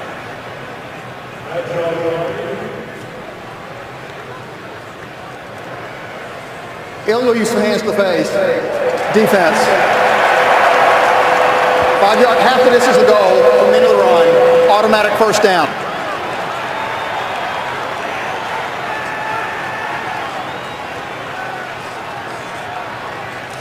And the beat goes on. It looks like Mike Daniels right over here trying to work against Sean Locklear. At the very end of this play, he's going to get his hands up underneath the face mask. And unfortunately, with officials standing in behind, you don't miss that. I tell you, you really get a sense in this game of how much they miss Clay Matthews as the anchor of this defense. There are just no splash plays out of anybody in this front seven so far. First and goal from the 3. They hope to have Matthews back next week against Minnesota. Here's a fade, and it's incomplete. Intended for Nix. It'll be second down and goal. You know, we've talked about Nix a lot tonight. There's Clay Matthews on the sideline, but you know, Nix is. They probably would have moved him inside because of all these injuries, but because they didn't feel confident in that another number 3 receiver, they're basically having to stay with him on the outside and just sort of live with this, with the injuries that he's had. He's wide right. Cruz now in motion. Bradshaw. And Bradshaw with a flag thrown. You saw a flag come in at the end of the play.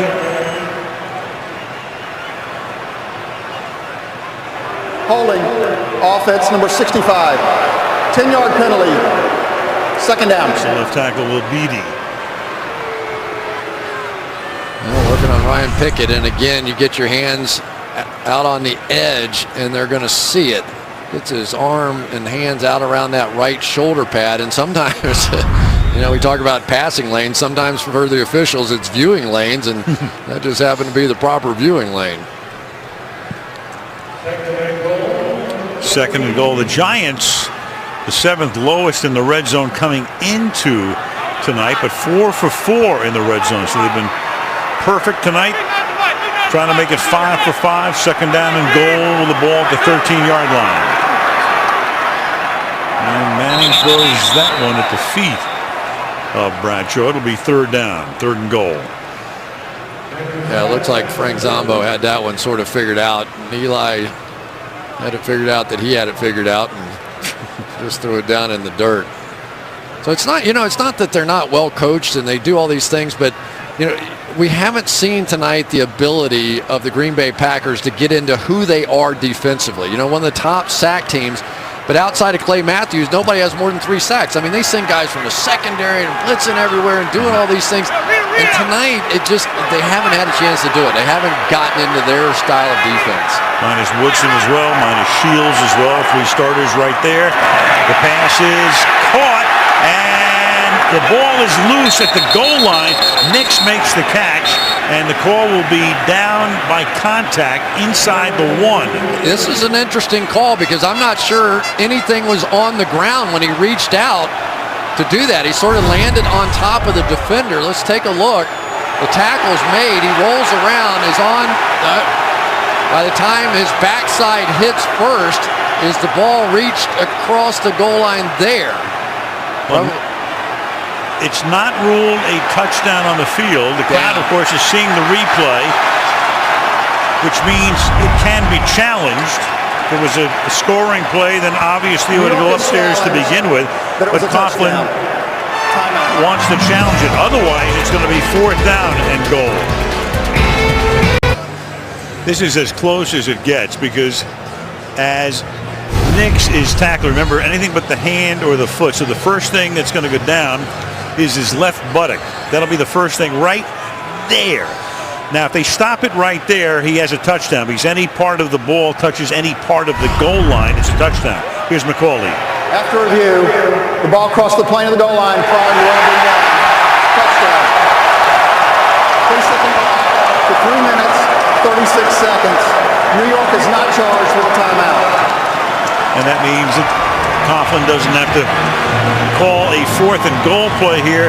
Nix, the first part of his body is the left buttock that touches the ground. and then any part of the ball reaches the front of the goal line, that's a touchdown. The whole goal line is part of the end zone.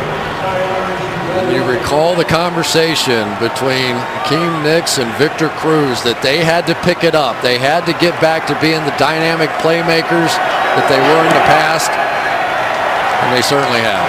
200 career Giant touchdown passes, and to set a new Giant record, that Ty Sims has it by himself right now, and the Giants lead 38-10.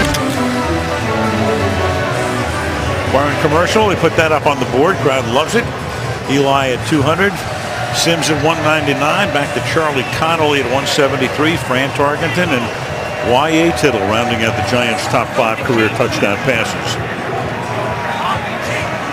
So Manning hadn't thrown one in 3 games, hadn't thrown one in 99 passes coming in.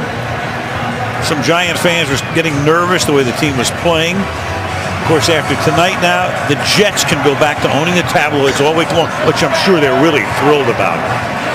You know, I thought it was interesting. You were asking Akeem Nicks about whether Eli ever gets mad, and his answer was only at himself. You know, people don't understand the kind of competitor that Eli Manning is because he's so soft-spoken. But every day we see it in practice, just so competitive. Holds himself to the highest standard. 4 yards into the end zone. This is Randall Cobb to the 26-yard line. And Sunday Night Football from East Rutherford, New Jersey, being brought to you by Walmart. More gifts, more Christmas from America's gift headquarters, Walmart. By AT&T, rethink possible. By Nissan, innovation for today, innovation for tomorrow, innovation that excites. And by Lenovo, the official desktop workstation and laptop provider for the NFL. Locker room, Vince Lombardi on the campus of Fordham University in the Bronx. Vince with ties to both franchises. Started here and then made the big mark, obviously, at Green Bay is Alex Green. That's taken down after no gain. You know, I know they're going to have to try and do some things, but now they're starting to play some games up front. That time, O.C. Umenyiora jumps inside to try and cram up this running game, and Michael Boley goes outside. So they're really just doing whatever they want at will at this point. Ready, go! 3 minutes left in the quarter. Going to dump off underneath. Green takes it out to the 40-yard line.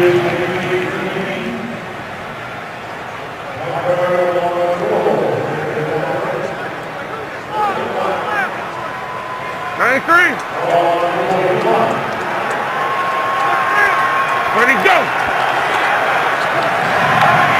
And trying to dump it over the middle, a little shovel pass that's incomplete for Green. Second down and 10. So the Packers looking so hot. We saw them in that Sunday night game against Houston on the 14th of October. Rodgers threw 6 touchdown passes on the roll, and tonight they run into the wall. Yeah, but in that game, Houston tried to play a lot of single coverage. The Giants have not come out of this 2-deep safety look all night. And Rodgers jostled. Down he goes at the 37-yard line. Matthias Kiwanuka.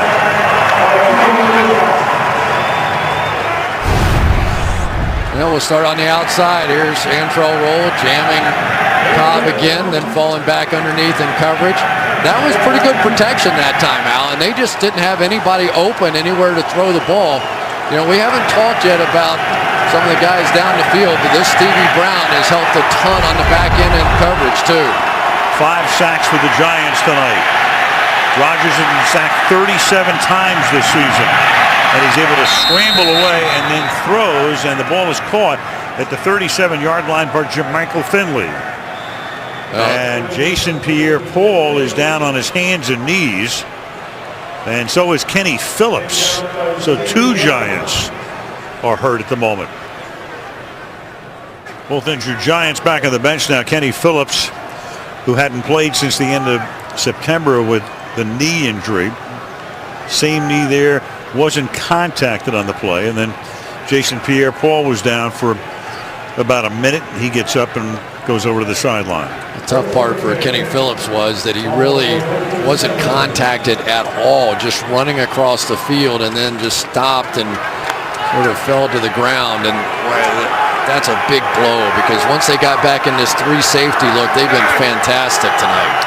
Tyler Sash takes his spot in the secondary. Now 1st and 10. Ball is handed off to Alex Green to the 29-yard line. Sunday Night Football, the first Sunday of December. Next week, we go to Cowboys Stadium. It's Philadelphia against Dallas. Football night. This thing started at 7 Eastern time. Plenty to talk about.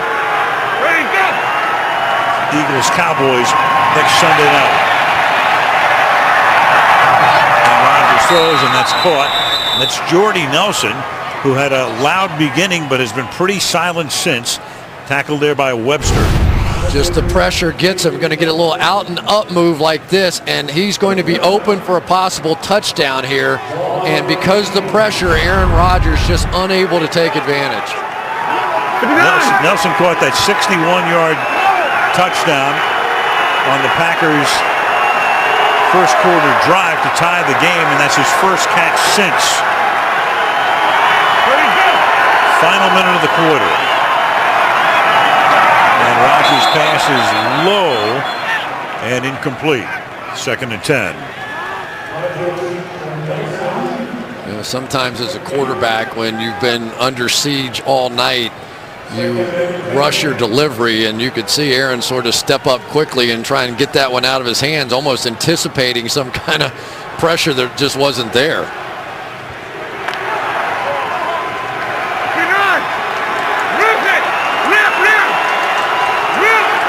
5 sacks tonight, 37 this season in 10 3/4 games. And Rodgers has to flip it out of the side of his hand to the 18-yard line because Kiwanuka was in his face again. 3rd down. Well, one thing the Giants have really done a nice job of tonight is not allowing him that escape lane. So many times when you slide your protection, the quarterback can step up and through. But more often than not, they've had somebody sitting right there, and Rodgers just hasn't been able to execute his personal game plan trying to get out. End of 3, 38-10 Giants. Sunday Night Football continues after these messages. Tonight's aerial coverage being brought to you by Geico. Al Michaels, Chris Collinsworth, Michelle Tafoya. MetLife Stadium, East Rutherford. After you looked at Manhattan on this chilly Sunday night, 3rd and 9 to start the 4th quarter for the Packers. A dump down to Green, and he gets taken down by Sash, well short of the 1st down. I'll tell you who has their legs back is OCU Manura. We saw him in Philadelphia. Didn't look like he was running like that. He saw that one all the way and basically ran it down from behind. They'll go for it. 28-point game, 4th down.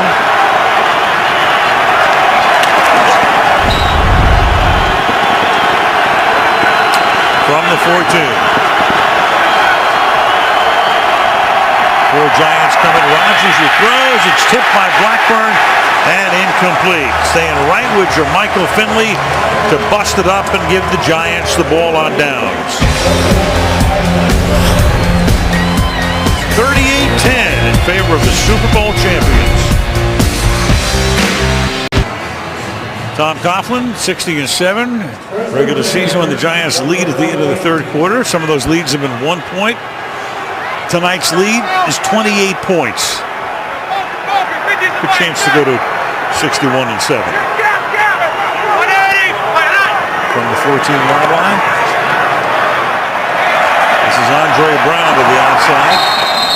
And Brown a gain of 9. Tom Coughlin, the oldest coach in the league, still very much in possession of all of his faculties, wouldn't you say? Grandfather of 11. Yeah, what did he say? He was telling Costas what he's got all these grandkids, and said 2 of them have some idea of what I do. You know, maybe a couple others on the edge there, but you know, he's a guy that I think's kind of grown with the game, don't you? Absolutely. You know, he was a guy that was very edgy all that Coughlin time, and he still is all that stuff. but you can tell the level of respect these players have for him. Of course, winning a couple Super Bowls and things like that happen too. It helps, 2nd and 1. And that's Andre Brown picking up the first down. Judy Coughlin, and Tom wrote that book and that letter that he wrote to his wife. Well, when any wife sees that, she'll say to her husband, "Why don't you write me letters like that?" Let's not publicize that too much. He's a special man, though. He's a guy who was on the coaching staff here years ago. He actually coached in Green Bay for a couple of years, was the wide receivers coach a couple of decades ago. Then he was at Boston College and, of course, went to Jacksonville when they came into the league.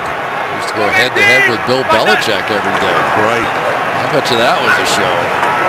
One of my favorite Coughlin stories, I told this in the past, but it's been a while, so it's kind of fresh right now, is when he's at Boston College and he comes back from lunch one day and there's one of those pink Kohl's from when you were gone message sheets, and it's from somebody from something Jaguar, and he thinks it's a guy trying to sell him a Jaguar.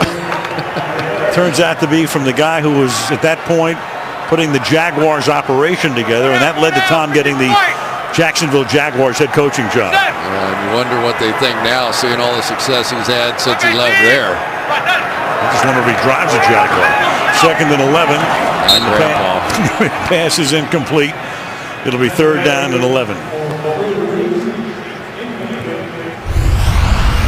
Aligning the stars for the Giants. So Manning with those 3 touchdown passes. Giants have had a good ground game going with Bradshaw tonight, 58 plus 61 through the air, and Hakeem Nicks with a touchdown and 5 grabs. You know, and that's the difference. The Green Bay Packers don't have any other way to win a football game. You know, it's been 37 games since they've had a 100-yard rusher. So if their passing game or their protection is not working out, you end up with this. Manning will sling it on 3rd and long, and Victor Cruz makes the catch at the 43-yard line. It'll be a first down for New York. The feeling was that if they didn't get these 2 guys going again, it was going to be a long time, long night. There's Victor Cruz working back inside. Saw him drop the first one, but since then, he and Nicks have been back to form. Boy, what a year this guy had. I tell you, the play he made last year against the Jets to turn the Giants season and to win that game off the goal line was among the greatest catches and runs I think I've ever seen. To catch that one, make both guys miss and score was remarkable. A little back shoulder. Crowd wants a flag. So does Nicks. There is none. 2nd and 10. You know, the one good thing for the Green Bay Packers, though, you look for a little silver lining here, they are developing a lot of young talent in this secondary. They drafted 6 guys back there. There's Charles Woodson, who should be back sometime soon as well. A couple of weeks from now should be returning. And, you know, hopefully you get Clay Matthews back. But a lot of these young guys are getting a lot of experience right now. McMillan and Richardson and Casey Hayward and Von House. Maybe a little stretch run for them on defense. Brown to the 42-yard line. Let's go to Michelle. Hey guys, I spoke to Charles Woodson before the game, asked him what his prognosis was. He said, right now, I just don't want to rush it. I don't want to rush back. He said he feels good and everything's going according to plan, but not rushing it. Not rushing it right now is M.D. Jennings, who's down on the ground for Green Bay. When we went to commercial, we saw M.D. Jennings down on the ground, but he got up and went back to the Green Bay bench. But taking the worst of it in that collision there, and that tackle is Andre Brown. Watch this, and you see him trying to walk it off on the Giants bench. Got tangled up underneath. Check on him in a second. The ball at the 42. David Wilson now comes in as the running back. The rookie #1 draft choice. To the 39 he goes. Gain of 3, 2nd down and 7. And they would really love to play David Wilson more. You know, you watch this kid in practice and it's like a blur. He's flying around out there. But at 5'9", 205, he's still has issues with pass protection, not necessarily physically holding up, just mentally trying to figure it all out. You know, it's probably the least understood part of the National Football League is how complex blitz pickup is for running backs in this league, and very seldom do rookie running backs get it in their first year. Manning will throw, and that'll be taken out in the flat by Wilson. The other thing he has to be careful about, obviously, is holding on to the football. We saw him on opening night, the first game of the season, the Wednesday nighter against Dallas. Put him in the game early, fumbled early, and didn't see very much from the rest of the night. But this team could really use an explosive weapon, you know, somebody that could just give them an instant burst, a big play, a screen, something that they could take off for 30, 40 yards and down the field. This guy has that. He definitely has that, but it's a trust level that they just don't have yet. So when they play him, they usually play him on first and second down, not on third down passing plays. 3rd and 2, cuts it back, but gets tackled at the 35-yard line by Ryan Pickett. 4th and 2 now. I'll tell you the other guy that's impressed me a little bit for the Giants tonight is Martellus Bennett. We talked about him a bit earlier, but he's run a couple of really clean routes where he really understood what the zone defense was trying to do to him, turned around decisive. I'm going to go for it. 4th and 2 from just inside the 35-yard line. And Eli will convert, and almost on cue, one Martellus Bennett tossing a souvenir into the stands. First down for the Giants. Well, he works hard to get to the outside edge here of McMillan. Watch him. He's not going to be willing to give him a heads-up kind of thing. And once he got to that edge, Eli knew exactly what he was going to be able to do and hit him in stride. It's that sort of little detail. You know, it's not always the how fast you run, how high you jump, all that kind of stuff that people want to talk about at the combine all the time. It's understanding within the scheme of the offense what Eli's looking for, and that was perfect. Giants have scored every time they've been in the red zone tonight. They're 5 for 5. Can they make it 6 for 6? As the carry by Wilson takes it to the 15. There's only one team in the league that's been 5 for 5 in the red zone in any game this year. The Jets against Indianapolis. Wasn't the other night. No, it wasn't. It was the dead zone the other night.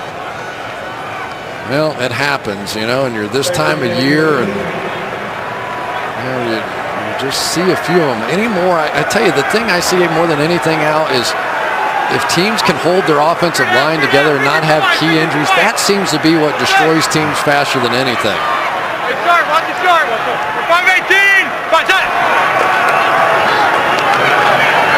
Wilson.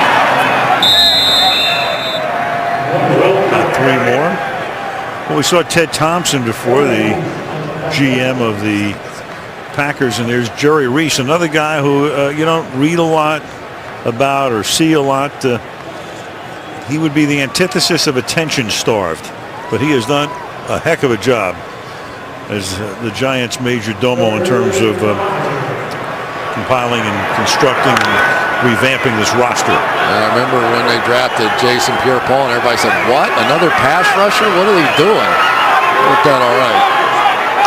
3rd down and 5 from the 13-yard line.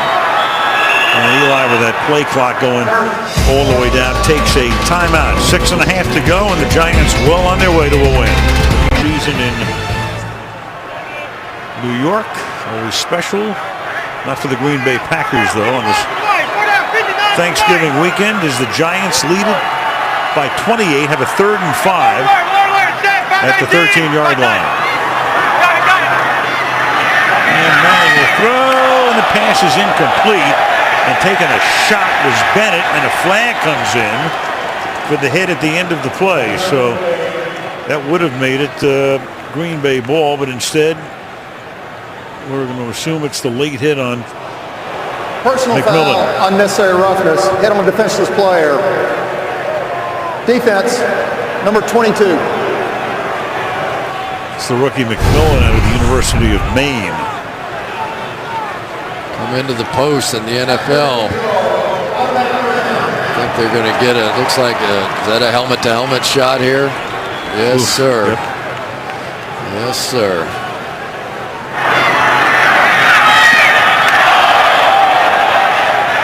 You know, you try and convince the players, but it's you know, it's like they're still smiling a little bit, so that's hopefully a good sign. It's a tough transition, isn't it? The league's trying to bring the safety in, and sometimes it takes money out of the pocket to start changing things. On first and goal from the 6. And the pass is incomplete, intended for Nix. Devon House staying right with him. It'll make it second down and goal. Give Devon House some credit. They have tried that play a bunch and trying to get it going. Eli would love, even in this kind of a game, to begin to feel like he had some timing, because Nix has always been lethal on that jump ball situation in the corner of the end zone. But so far tonight, Devon House has owned it.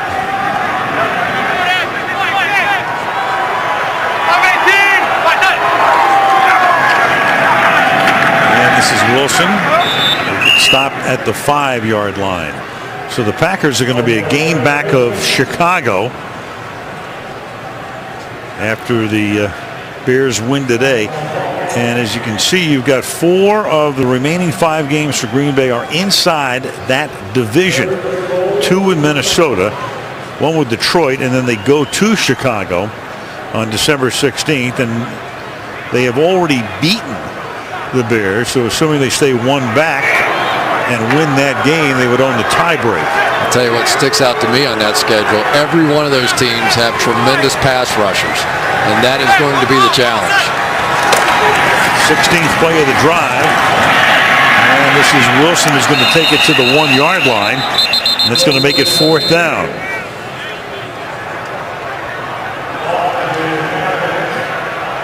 So 4th and goal. Of course, the buzz begins to build in the crowd because not quite over. Not quite.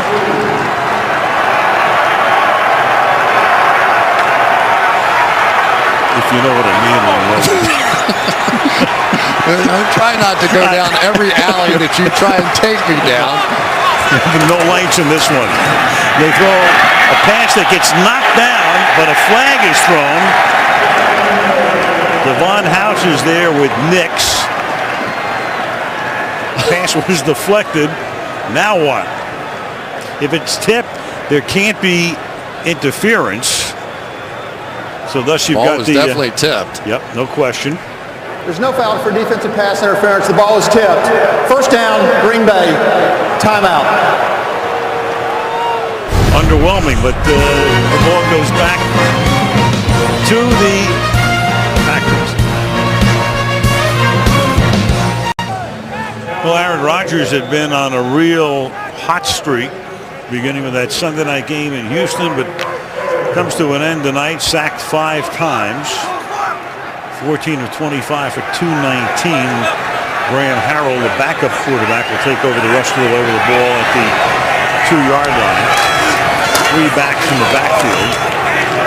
And Kuhn will take the ball out to the 6-yard line. You know, we talked about the offensive line having some issues, but defensively for the Giants, there's been some times there's been good protection and there's a coverage sack. You can see Rodgers looking right, looking left, couldn't find one on either side. Again, solid protection here. Looks right, doesn't like it, has to come back the other way. Can't find it, then the sack. So it has been a combination of getting beat at the line of scrimmage and getting beat down the field. 2nd and 5, and they give it to Starks. Past the 10-yard line. Harrell, 27 years old. He was undrafted. A Texan, played his college ball at Texas Tech and played in the Canadian League in 2009 with the Saskatchewan Roughriders, and came to Green Bay in 2010. So doesn't play very much, but somewhere at home in a safe deposit box is a Super Bowl ring. Yeah, if Aaron Rodgers keeps getting hit like this, just don't know. 3rd and 1 from the 11.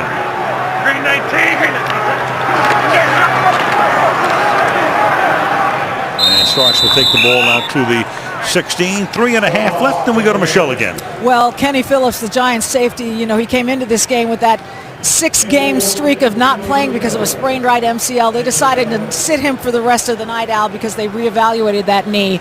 Also, running back Andre Brown, who limped off the field earlier, he went back and he's getting x-rays on his lower left leg. No results yet, Al. All right, thank you, Michelle. We saw that Brown trying to walk around, and they both could be very significant down the stretch for the Giants, who next play a week from tomorrow at the Redskins.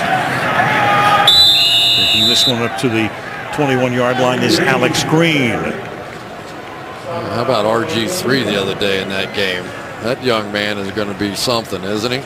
Well, in a span of 5 days, the Washington Redskins put themselves back into the playoff picture with 2 wins. And they and the Cowboys are each 5-6. The Giants will go to 7-4. So the Giants will have a 2-game lead in the NFC East.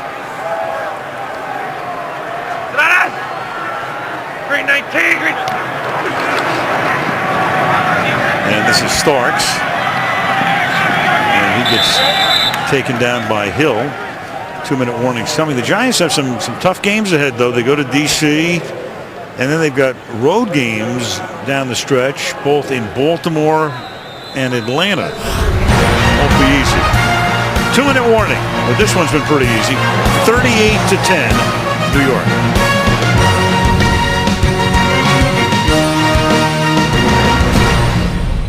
Up this week with Jay Leno on The Tonight Show. We welcome Julie Bowen, Jim Parsons, and Marissa Tomei, and the voices Blake Shelton. And others. Tonight Show, Jay Leno all this week right here on NBC. Blake Shelton, Country Music Entertainer of the Year, man. Randall Lambert, his wife. That's some combo right there. Harrell will attempt to launch one, then checks it down to Kuhn. 11-yard gain and a first down. And coming up right after the game, it'll be the Wendy's post-game report. Michelle down in the field with an interview. Bob, Tony, and Mike breaking it all down, looking at league news. And Chris and I will take a look ahead to a week from tonight down there in Texas with the Eagles and the Cowboys. Now, this game's been pretty remarkable from a defensive standpoint. Perry Fuel's bunch on that side gave up the one long pass play to Jordy Nelson early on, and that was it. I mean, it has been 3 points since that one big play. Green 19, Green 19. And Starks to the 45. So the Giants talking about their remaining games.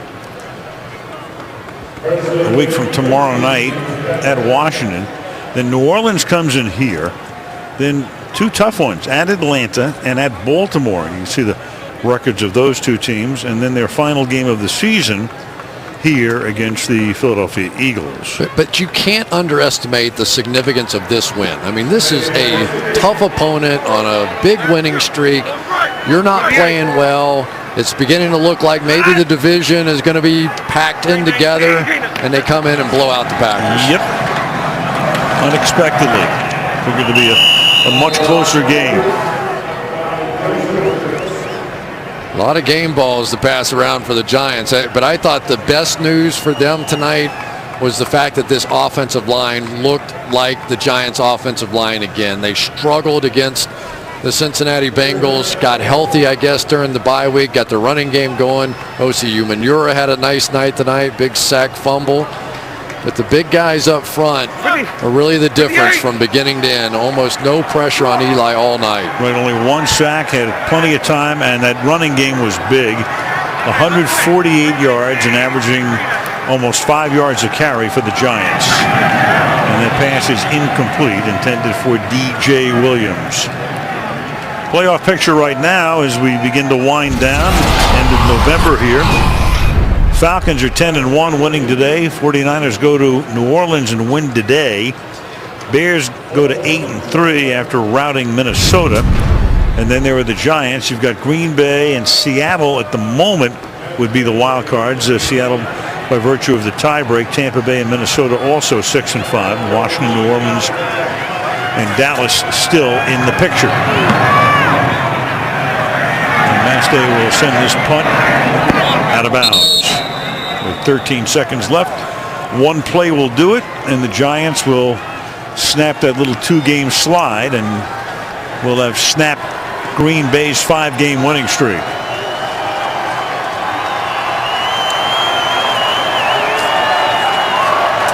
The NFL, occasionally you just have to burn the tape. You know, this is one of those nights. They were no match.